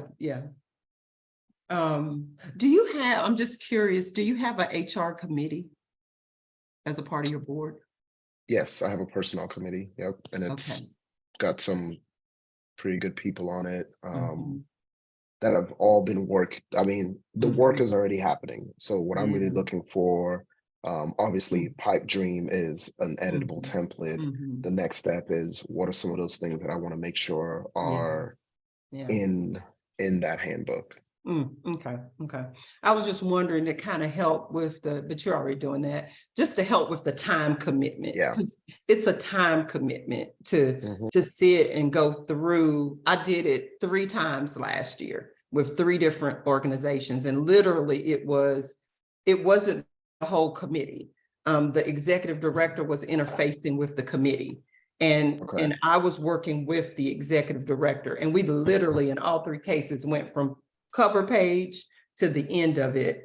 And the center served as kind of like the thought partner, if you will, in providing some skills there. So that might help out with the time if that could be shared. But I would imagine, or at least it was the case with those 3 executive directors, that they really wanted to be all in that, because that was their, that was the resource that helped them supervise. And so they wanted to be in it. They wanted to be, kind of the primary, but yeah.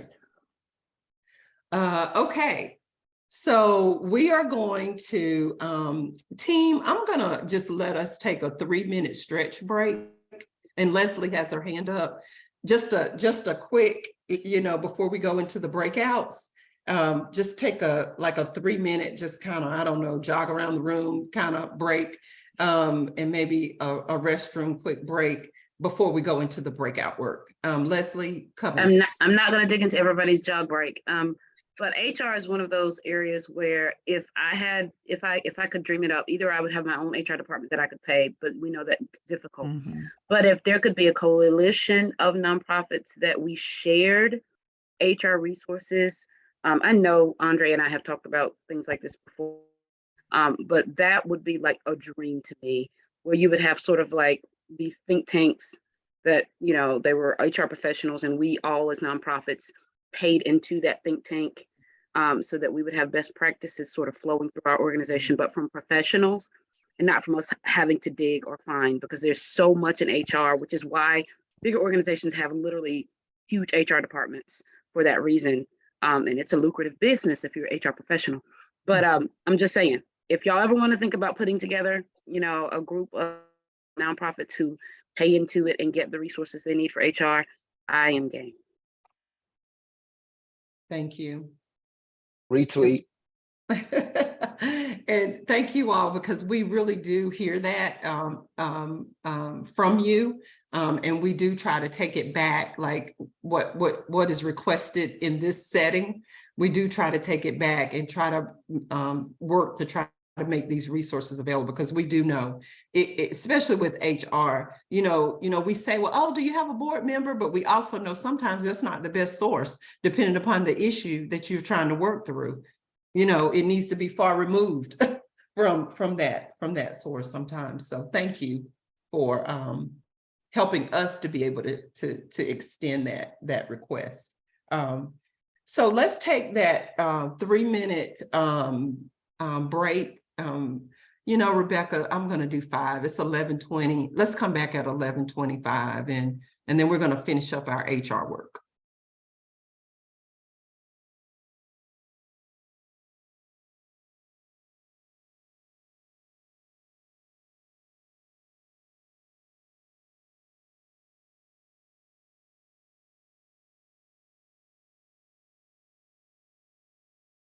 So I'm gonna wait and make sure Lisa and team that everybody has the worksheet in your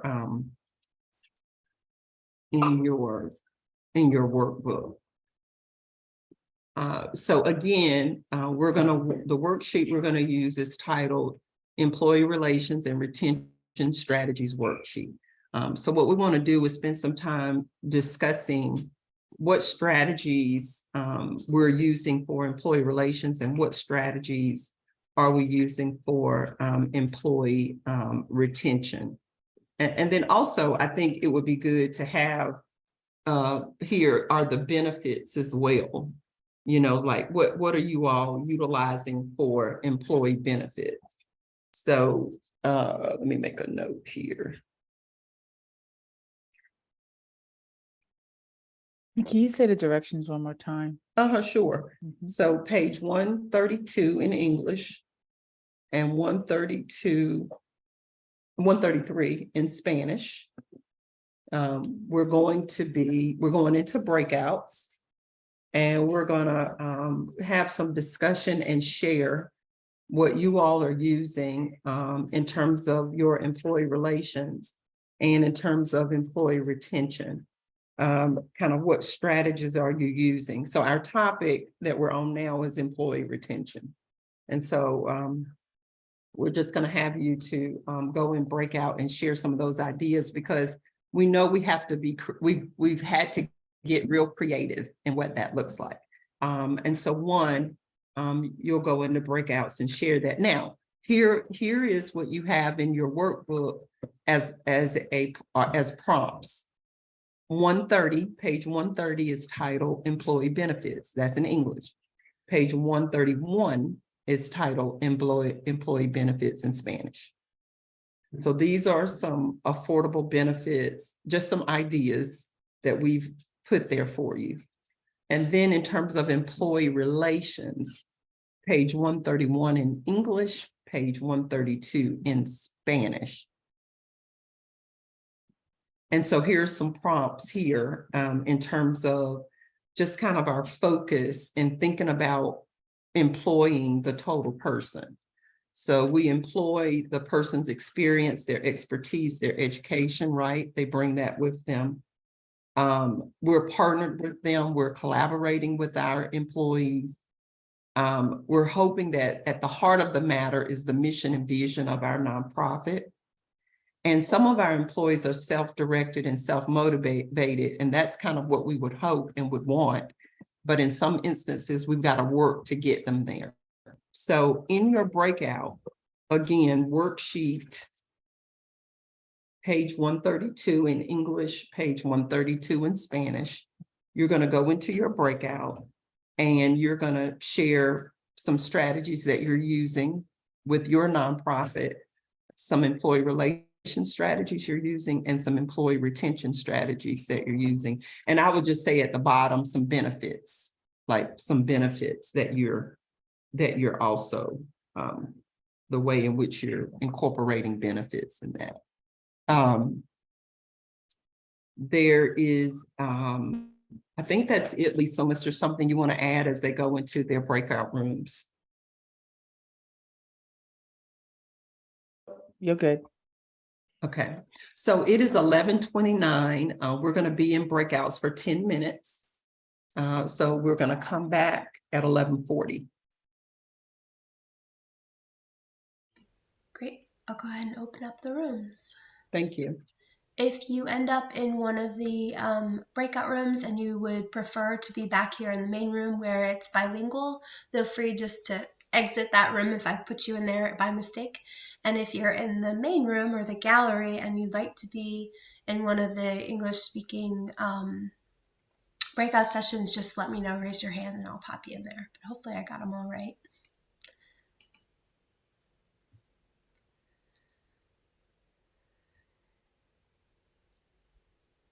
And so hopefully you were able to gain some insight from your colleagues as to how they go about doing the work that you're doing as it relates to human resources and just and retention in particular, because that really was kind of the focus there. And we know it's not a one size fits all.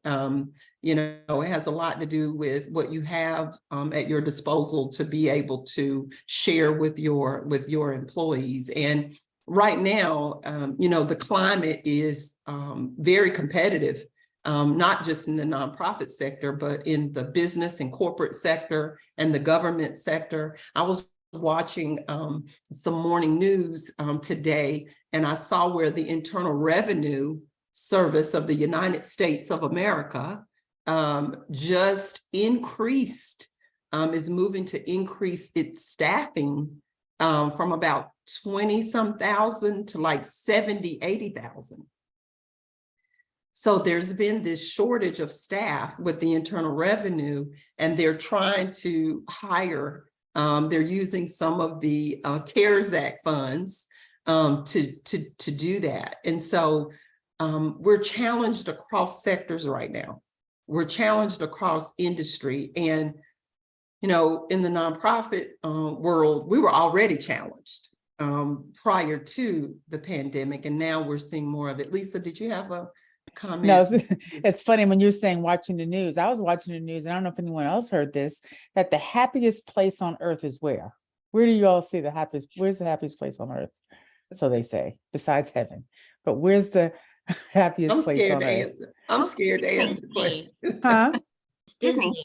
Yes, Disney World. I heard that they're looking to lay off thousands of employees in the next month or so. I think I heard on the news. I didn't hear the exact time frame, but I'm like, oh my God. Not Disney World. Because it costs $1 million to go there. Exactly. Well, exactly. It does. Exactly. So I was like, wow. Anyway. Along those lines, Lisa, I thought I recently saw or read something that they were considering moving Disney to Texas or something. Well, no, I heard that they were trying to get Disney World to move to North Carolina. Okay, maybe I got it. Yeah. I was How like, do you what? move Disney there? How do you do Because that? the reason they want to move from Florida, it would be completely counterintuitive to move to Texas. Exactly. Yep. Exactly, Andre. You're exactly So when right. Tranisha said that, I said, "Oh Lord, please don't tell me you're gonna throw good money after bad money." But okay, I have feel a better feeling it's about that. political. It has to Yeah. be political. Yeah. Oh, absolutely. Definitely. Oh, 1,000%. Yeah. It's a fight with DeSantis. But I'm not sure where they were moving North Carolina and the infrastructure and the We'll find to space. build all I- that. And then We'll find what's left in space. Orlando, all that Yeah. what's left in Orlando. That Wow. would take years. I Crazy. couldn't even imagine. Yeah. We'll find space. We'll Yeah. figure it People out. be so angry their heads will blow off in Florida. If Uh, Disney the- World. Exactly. Exactly. Anyway. And we they have constitutional carry down there. Good Lord. Man, if Disney leaves Florida, do not go to Florida. Right. We digress. Sorry, see what you started. Dr. Palmer? No, Lisa, we're on point, actually. We're on Yeah. point. We are on point. Team, if we could go to slide 14. If we could go to slide 14. So recruitment, retention, reward. Career development, promotion, professional development, performance evaluations, compensation reviews, and status of workers. So in your, we're going to put some information in the chat for these. Again, just like with the other components of, I'll just say, our employee handbook, if you will, and our employee relations, we do need to pay attention to advancement of our folks that work with us, and that should be in alignment with performance. And fundamentally, employees should receive an annual kind of a conversation meeting where they are interfacing and talking to with their supervisor in partnership about who they are and what they do and how they contribute to your nonprofit as their employer. And so what we did is we provided for you in a link to our page on the center's site. If you are trying to recruit individuals, you can post and look for, not that we're trying to have anybody leave where they are, but that is a resource there in terms of searching for opportunities on the NC Center's site. So we're putting that in the chat for you. But if you go to the North Carolina Center for Nonprofits website, you'll be able to see that. In your book, page 133 in English and 134 in Spanish, we have a list of attributes of nonprofit leaders and managers in terms of being coachable and finding individuals that are compassionate about their work, that are very confident in what they know, recognize that nonprofits are building capacity routinely. It's something that we do on an ongoing basis. It goes without saying that our nonprofit leaders and managers are competent in their areas, so their competencies related to the work that they do. And oftentimes that compassion goes along with commitment and the fact that we are credible in the roles that we are in. And so that's a reference piece of information for you as well. As it relates to the NC Center for Nonprofits, there is a page on our site for professional development opportunities. For example, this institute is a professional development opportunity for many of us that are here. And so it may be a resource to help other individuals in your organizations to be able to lead and manage in a nonprofit space with some fundamental knowledge and information. Performance evaluations are unique to each organization. I will say the employee evaluation approach should be it should also be taking into consideration the nonprofit that you represent and how you all go about evaluating. That should be noted in that handbook so that people have a general understanding of what an evaluation consists of with your organization. So one of the things that we are challenged with in nonprofit organizations is our executive directors and presidents and CEOs sometimes go without being evaluated. That's not a good practice. That's a practice that we hear that happens quite a bit. And especially if they are the founder of that nonprofit, sometimes the board of directors is a little less inclined to insist upon that. But it is definitely in the best interest of your nonprofit to make sure everyone gets that opportunity to engage in a discussion or some type of an experience where it is two-way and they're able to chime in on their performance, and that the performance should be conducted minimally on an annual basis. We share with you the reports around salaries and wages.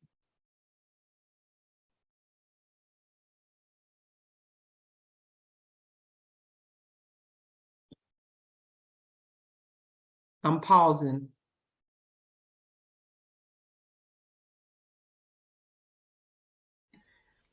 I think we may be hearing that's okay. I just thought I would just wait. We're hearing the translation. I got it. And so in terms of just thinking about compensation now, again, we share and advocate for these practices, but we also know each nonprofit has to get there, and that is a process in and of itself. So just kind of recognize that. Something else that we see quite a bit of in nonprofit organizations is that we will contract with independent contractors to do certain work for the organization. Lisa's going to speak a little bit about when we contract with employees versus when we contract with independent contractors versus when we actually have a person hired on our staff as an employee. And if we could go back to the gallery view for that, Lisa, I'm going to pass it over. Well, I was just gonna also say, I think Reginald, did you see Andre's note to you in there? There's a very nice note. Did you see it? Scroll No. back. Let me see. We want you to read it out loud. Oh, no, read out loud. Okay. If you can't find it, I'll read it. Read it, Lisa. Read it. Why Dr. Palmer being humble? This is coming from a book she's writing or has written, Take Your Flowers. And everybody is clapping and thumbs up. So I think you should, just want to make sure you saw that. She's over here reading it like it's somebody else's work. I know. And it says in very tiny print, coming soon, book by Dr. Palmer. It's like, just take your flowers. Exactly. Thank you, your Andre, flowers. for chiming Thank in you. there. I appreciate that. Thank you. Okay. So independent contractors, just, most of you probably already know this, but when you are contracting for services, one of the things that I learned quickly, you cannot formulate their schedule. You should have an idea of when the work, so you have a contract in that gives you a timeline of when this project should be done, but you're not dictating their office hours. You're not dictating when they should give you something. They're making their own hours and their own schedule because you're paying them independently. So that's pretty much the best, the simplest way. They're self-employed pretty much. So independent contractors are self-employed, making their own contracts, their own timetable on when they should do things. But remember, making sure their contract still should have a timeline in it on when you expect deliverables to be made to you, whether it's interim reports or whatever the end result should be, they should abide by that contract there. You're not obligated necessarily to give them office space. You don't necessarily, unless it's written in their contract now, but if it isn't, you're not obligated to give them space, pay for their telephone and mileage somewhere. Again, making sure all that's clear in the contract versus someone that is on your staff that's currently on your payroll. Any questions about an independent contract? I think that's pretty self-explanatory there. Dr. Parnes, anything you wanted to add to that one? Nope, I'm good with Yeah. that. In terms of the status of your workers. And again, be it that they are employees or be it that they are contracted to work with you. Can I ask a quick question pertaining to that? Mhm. How often should those independent contractors be evaluated? I'm with an organization and we contract out services for monitoring and financial audit and things of that nature. But we've been using the same folks for many, many years. So just curious if you had any thought around how often they should be reevaluated. Should that contract be rebid out for them to reapply? Is any support in that area? What I would say is that if they are contracted, then the contract has a beginning and an end. So the contract is 12 months or 6 months. And as Lisa mentioned, there should be deliverables in that contract. I would highly encourage you to evaluate ongoingly, like as you are working with them throughout that time frame, 6 months, a year, 3 months. And definitely when you get to the end of the contract and there were some agreed upon deliverables should be there. Most individuals who are contracting that way have a boilerplate type contract that they typically use. And oftentimes we don't read all of it, but if you read it very, very carefully, there's probably some narrative-ish information in there about the product or the service and the quality of it. So I would look to, and if it's not in there, you can ask that they put that in there so that it's agreed upon up front. It's at the discretion of your nonprofit, when you get to the end of that contract to renew or not renew. And I know some things are kind of, we automatically do that type of thing, but that may not be the wisest way to approach that. But Yeah, I think I go think ahead. it's important to that there is agreement up front as to what that looks like, as opposed to getting to the end and saying, oh, now we're gonna do this way. Go ahead, Lisa. I'm sorry. I was going to bring up a question or get a reaction from you on this, Dr. Palmer. I've had people or employees ask me, and I just thought about this. You know how they say in nonprofit, be careful what you tell them on your secret trades, things that you can do, outside of your regular job. If I have something, I don't know, I have a passion I do outside of the center that people pay me for, and I do very well. I've had employees ask, and if we need this particular service because we're doing something, an employee will ask, well, can you pay me separately to deliver X service while still on payroll? What do you think about that? There is and I don't know where it is in fair labor practices, but there is a policy around that with the United States Department of Labor.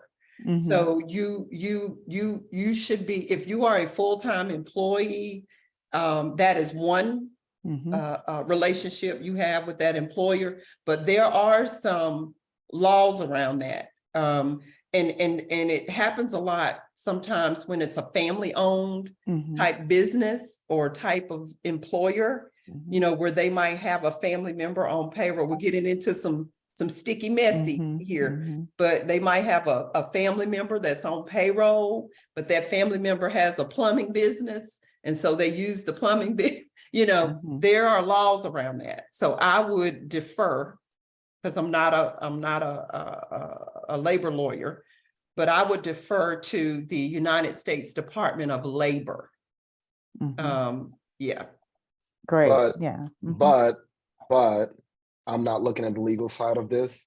From a perceptions perspective, I personally think it's a bad idea. My director of marketing and PR, for example, has always owned her own marketing consultancy. She and her husband, they're really good at what they do. Her husband is an Emmy Award winning videographer and video producer and all of that. So I know that, and when it's your husband, right, y'all would do great work together. But we ended up not, the idea came up and I said no, because from a perceptions perspective, you're paying somebody a salary and then you're turning around and paying them as an independent contractor. And if it's her husband, that's still money, that's still a second source of payment from the organization going to the household. If it was her cousin or a friend, maybe, but so I don't know. I know there are the legal considerations, but from a perceptions perspective, I just don't think it's a good idea. Mhm. Agreed. And Yep. I agree with that in terms of perception. And I didn't go there in my comments because I didn't want to cite something that wasn't factual without me making sure I fact checked it. But the part about the W-2, that's where I was going. That employee would have a W-2 as an employee, Mhm. and they would also have a W-2 or a whatever 1099 or whatever the form is As a contractor. as a contractor. And when Right. you submit that to the Internal Revenue as a Mhm. part of filing, Right. that might be a red flag. Right, Thank you for right. whoever put that in there. Yeah.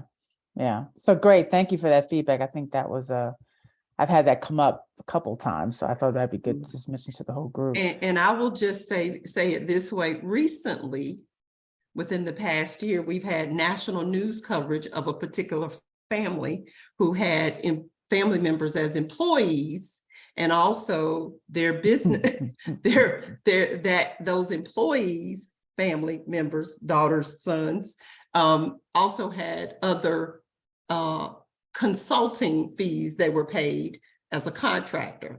And now they're being challenged with that with the law. So I'll just leave it at that. So Right, you kind of want to be real mindful of that. right. Okay. And then as it, in going into another area, when you talk about exempt versus not exempt, just a quick, again, this is something that you all are probably just very familiar with as well. Just remember, when you're an exempt employee, you're not eligible for overtime. I mean, you may be able to compensate, and compensate's not the right word, but reward some of, if you work overtime or something, maybe you say come in later the next day, but you're not necessarily giving them extra, you're not paying them for the overtime for exempt employees. You all know we work until the work gets done, as we have all said before, right? And then, are there any questions about, Dr. Tony, you have a thinking face on. Did you want to? I was just looking at, I'm sorry, I should not. Oh, no. The team is watching the chat. I should stop looking at the chat. I should say, but I was looking at, there was something that popped up, but Lisa, go ahead. Okay, now I was going to ask the group, are there any further explanation needed between exempt and non-exempt employee? That's, Yeah. Now there are things in the federal and state level and specific guidance depending on where your business is located. But for the most part, exempt employees, you're not paying them overtime. If they're not exempt, usually an hourly employee that you will have to pay overtime to. Yeah. Let me see. I get to take overtime hours as comp time and earn it. Yeah. Right. Mhm. Okay. Yep. Okay. Okay, so if we could just go back to slide, because we're going to take a break and go into graduation. All right. If we could go back to slide, slide 6. So here's what we've covered under human resources: recruitment, retention, reward. This is where we ended, right? This is our 6th principle. This is our 6th fundamental area of management that we cover in the Nonprofit Management Institute. And this also concludes the Institute for the spring of 2023. And so as we go into our graduation, I want us to just take a couple of minutes to look at, and team, if we could go to slide 15. This is where we started with our work, the capacity building framework for nonprofit management. This is what we shared on day 1. And we have a principles and practices guide, which is the springboard for the Nonprofit Management Institute. How many total principles are there? You can just put it in the chat real quick. How many principles are there with the North Carolina Center for Nonprofits? Awesome. I see 12, and you're exactly right. And how many principles did we cover in this institute? How many principles did we cover? Great. Thank you. How many management conditions are there?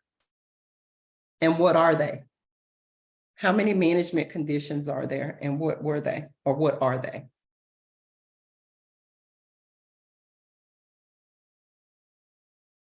We've got, exactly, there are 3. Okay. Love it. There was a slight pause. I was like, okay, they're thinking. Exactly. This is the North Carolina Center for Nonprofits Capacity Building Framework for Nonprofit Management. Build, thrive, and sustain are the management conditions that we assess as we begin our work as it relates to building capacity. How many assessments do we have, or did we utilize? How many assessments did we utilize in this work?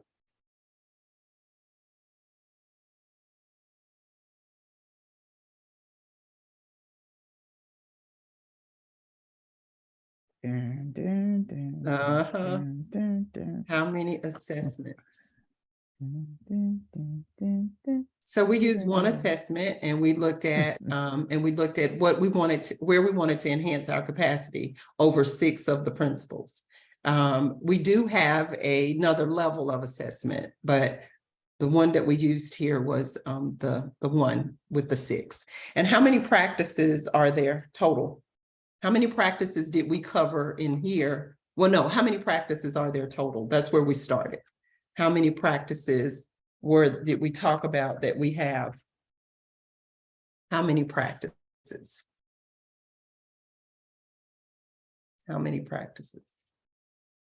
Mm-mm. Mm-mm. There are, Lisa, how many practices? I was on mute. 216. So there are 216 practices, and we covered 125 of those in this institute. It is graduation time, so we are going to transition into graduation. The time is 12:06. We're going to take 3 minutes, 12:09, for everybody to regroup. Thank you for attending the Nonprofit Management Institute. That brings, we have concluded our content, and we're going to do a little bit of an intermission and go into our graduation. So I'll see you in 3 minutes. Ooh, that's too light.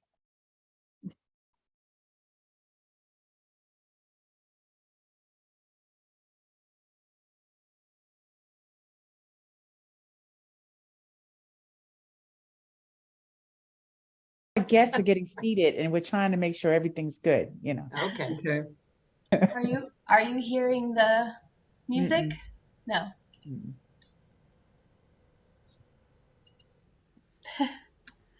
I'll see if Leslie can share our music with us. Let's see.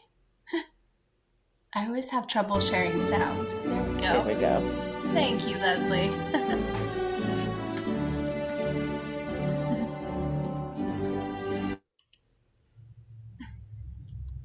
Uh-oh. Uh-oh. You lost it. We got a little bit of it.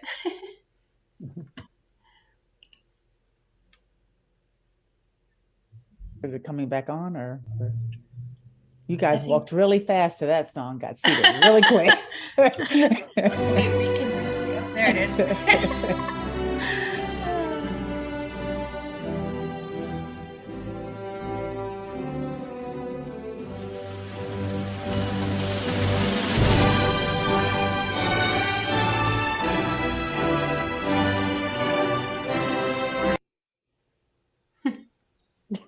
Okay. All right. We'll All right, we continue. get the point. Everybody sit down really quick. That's funny. Well, welcome everybody. As you saw in that chat, sniff, sniff, we're here and I'm so proud. Welcome you to this joyous occasion of our online graduation ceremony. Today we come together, as we've mentioned before, to celebrate the achievements of you guys. All of you have put in the hours that you've put in, just in sharing the 3 hours once a week is a lot of hard work and dedication to reach the milestone you were here today. We are honored to have played a part in this journey, and we look forward to seeing the impact you'll make within your nonprofits as we check back in with you. So let's take a moment to reflect on all the challenges that were overcome, the lessons learned, and to recognize the determination and resilience that brought us all here today. So congratulations to you all, and let's begin this ceremony with excitement and positivity. All right, let's keep it going. So, Dr. Palmer, I'm sorry, I don't want to cut you off, but would you like to say anything before? No, absolutely. No, you awesome. Welcome to our graduation ceremony. And I'm just ready to get into the program. Right. Jean, would you like to introduce our commencement speaker? Yes, I can. Thank you very much. Mhm. This afternoon, I'm really pleased to present to you for our graduation keynote, our board chair, Deviri Robinson. Deviri has been with the Center for Nonprofits for, Deviri, I should know this off the top of my head, but for quite a few years, and I have been privileged to serve alongside him. He serves at the Foundation for the Carolinas as vice president, and I will let him share a little bit more about himself, and then he can go right into giving us an inspirational keynote. No pressure though, Deviri. I don't feel too much, but good afternoon. Congratulations on completing this program. I think I'm in the right graduation vibe. I've got my graduation background up. So honored to have the opportunity to talk with you all. This is a dedicated group of change makers working to better the lives, better the circumstances, and better the communities around you. So it's great to share this space. Working in the nonprofit sector is challenging, right? Rewarding, but challenging. And so I applaud you all for completing the program in the midst of everything else you have going on in your world, from family, work, and a whole host of other responsibilities. Again, I highlight your dedication to the nonprofit sector. As Jean noted, my name is Devary Robinson. Again, I'm the board chair for the North Carolina Center for Nonprofits. And I'm the vice president of philanthropic advancement, Foundation for the Carolinas, which is a community foundation in Charlotte, North Carolina. In my role, I lead a team that assists individuals, nonprofits, and corporations in their charitable efforts, from fund management to capacity building.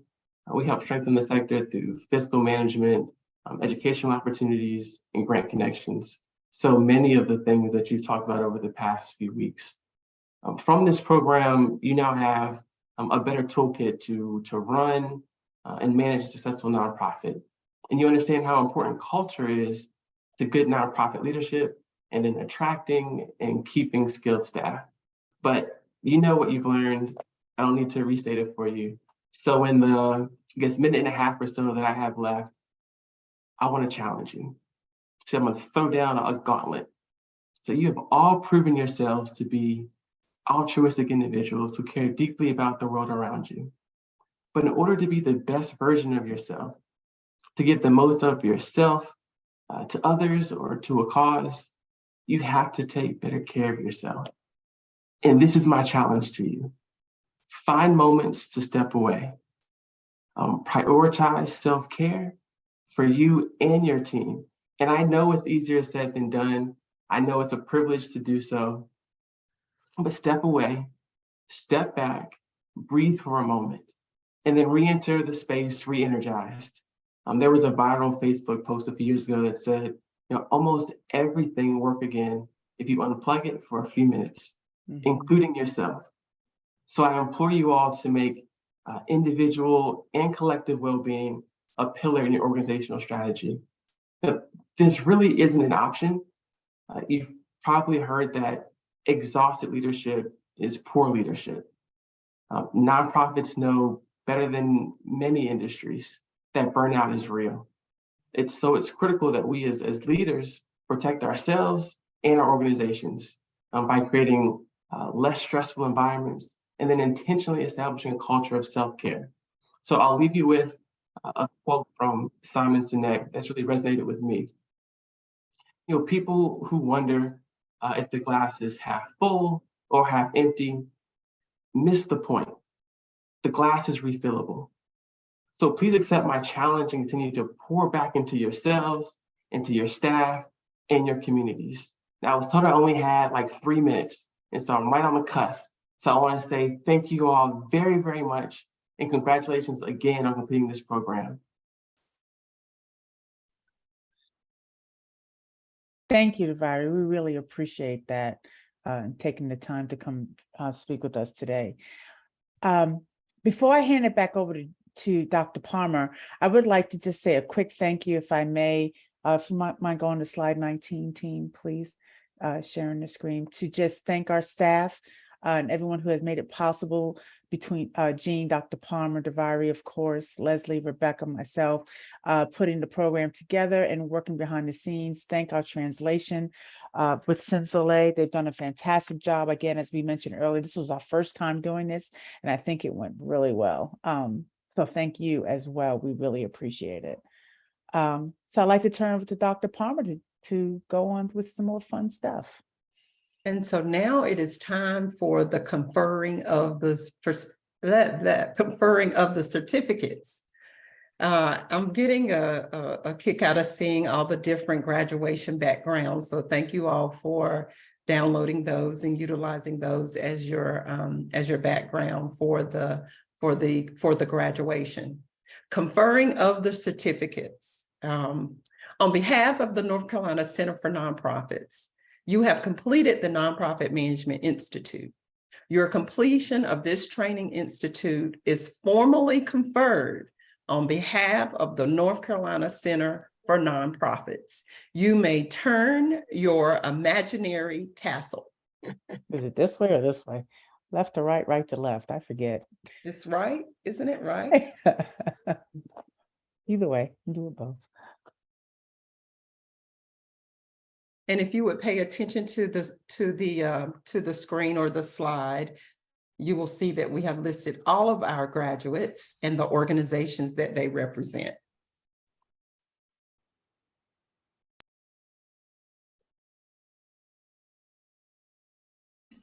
Great, thank you. Thanks, everyone. We have some time to show you our graduation video. It's about 5 minutes long, and then we'll come back for class photos and some final closing thoughts and to-dos. So here goes nothing. I'm going to try to share here. So bear with me. I'm going to share sound.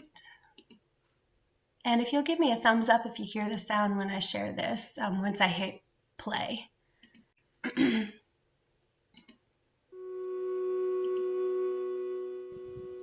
Congratulations, Spring 2023 Nonprofit Management Institute graduates. It was so great to get to know each and every one of you through our institute. And we are hoping that you will be able to take all of this information and learning and meeting of colleagues and meeting of each of the individuals on our team. We're hoping you'll be able to take all of this back with you and make a difference in your community, because now your nonprofit organization has been enhanced by your participation in the Institute. Again, congratulations. Good to see you this morning, and hope all is well with you as you move forward. What's up, everybody? This is Reggie Holiday. And what I valued most about the Nonprofit Management Institute has been the excellent instruction from Dr. Pam Palmer and the wonderful team that she had supporting her. The information has been, valuable to me in terms of the nonprofit professional that I desire to be. And I give them 2 thumbs up for an outstanding job. Looking forward to implementing that which they've shared with me. What I value most about the Nonprofit Management Institute is the opportunity to obtain enhanced knowledge and comprehension of the responsibilities of nonprofit leaders. The conversation subjects discussed during the Institute have given me food for thought regarding how to keep our organization legally compliant while upholding our core values. This experience will help me in my capacity as Deputy Director. I am confident in my ability to serve my organization utilizing the information I've acquired from the Nonprofit Management Institute. Hola, buenos días. Mi nombre es Genia Ramírez. Soy la directora de la colaborativa La Mesa, que está basada aquí en Asheville, Carolina del Norte.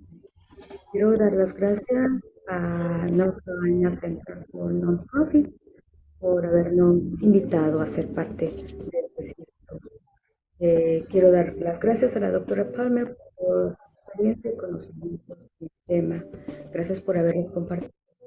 De las organizaciones que formamos parte de este círculo, somos organizaciones que nos enfrentamos a un sistema que es racista, supremacista.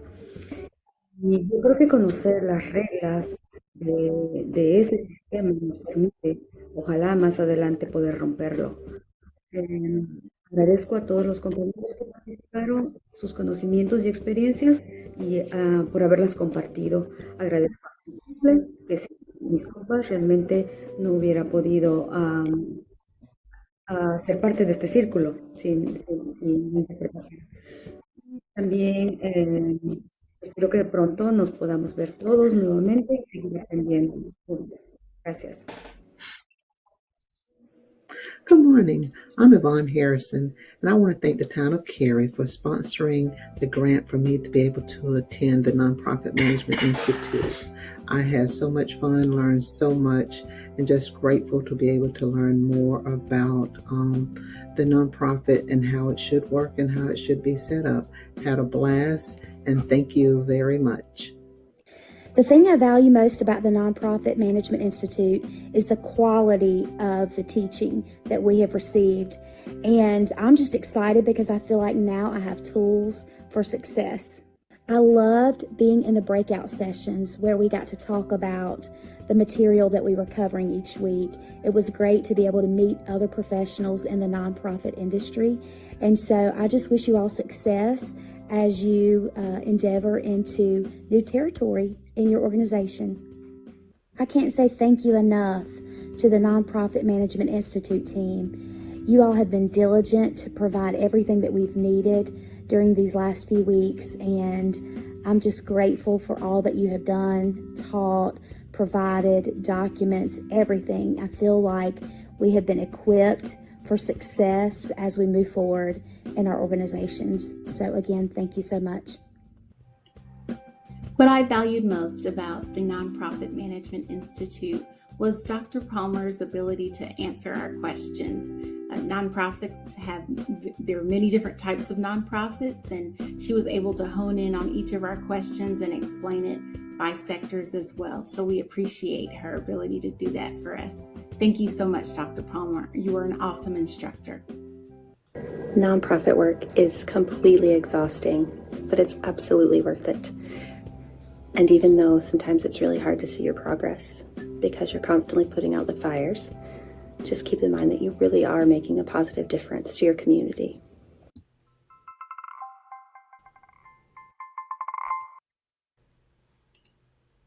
All right, how about that? Thanks for participating in that, everyone. If you were able to send us a video, we really do appreciate it. So last things last, I will go ahead and take some class photos for us. Looks like we have two different screens, so I'm going to take two. Actually, may take two pictures of each screen or screen snipping tool, using my snipping tool. Oh boy, hold on. Okay. I know when I click the button, that's going to be where it stops. So everyone go ahead and look at your camera. Have your eyes open and smile. All right, let me take one of these. All right, that's one. Let me click save. Okay, one. We're really advanced over here at the center with these things. All right, and then let me go to the second screen here. Get my snipping tool. All right, on the count of 3, 1, 2, 3. Thank you. Go ahead and take a copy of that. There we are. Save that. All right. Thank you, everyone. That's the smoothest that has ever gone. So just a couple of closing things for each of you. If we could go ahead and share, there we go, the last screen here to remind me of everything. We took our class photos. We will be sending out one final wraparound. It'll likely come to you next week. Just so you know, if you're looking for that, I'll have the recording. We'll include this link to the graduation video we just showed you. Also a copy on there, a participant list. So all of you have contact information for one another going forward if you want to reach out to somebody, network, share employee handbook samples, whatever the case may be. Help one another out and seek out different collaborations and partners. I see your note there, Scott. Thank you for that. And then we'll also be sending out your certificates for the Institute, along with a class photo that you can proudly display wherever you'd like. Did want to remind you all that also included in there will be our Facebook group page. It's a great way to stay connected and share different things along that platform as well if you're open to that and would like to. And then finally, a note about the Duke Nonprofit Management Certificate. We will send in the wraparound a link to a form in which you can enter your information, and then that form goes to our partners over at Duke, and they send you the forms over by email that you can fill out to submit for those credits. There is an additional fee for those credits, and there will be more information available about that when we send out that information from them. But we've streamlined that process and hope it's easy for you all to do that, to go ahead and submit your interest in applying for those credits. And with that, I think that's everything. We really want to say thank you to all of our team here, for Dr. Palmer for being with us and for leading us along this journey. Our interpreters and translation services from Sensole. Also want to give a big thanks to Leslie, who's been behind the scenes doing a lot of the behind the curtain stuff for us, making sure that we're all able to connect in this way virtually. We hope that you'll take what you've learned here and you'll use it and apply it to your everyday work. And please also remember what Deviri has told you all about self-care. It is so important, and you need to make yourself first and take that time to do that. So thank you for being with us, Deviri. We really appreciate your leadership on our board and for being a part of today's session. So thanks, everyone. Please take care, and we will be in touch. Oh, I see this. Oh, healthy selfish. I like that, Scott. That's wonderful. We will be in touch. Stay in touch with us, and take care, everyone. Thank you. Thanks, everyone. It was awesome. Thank you. Thank you Take all. care. Take care. Thank you, Deviri. Thank you, Deviri. Take care.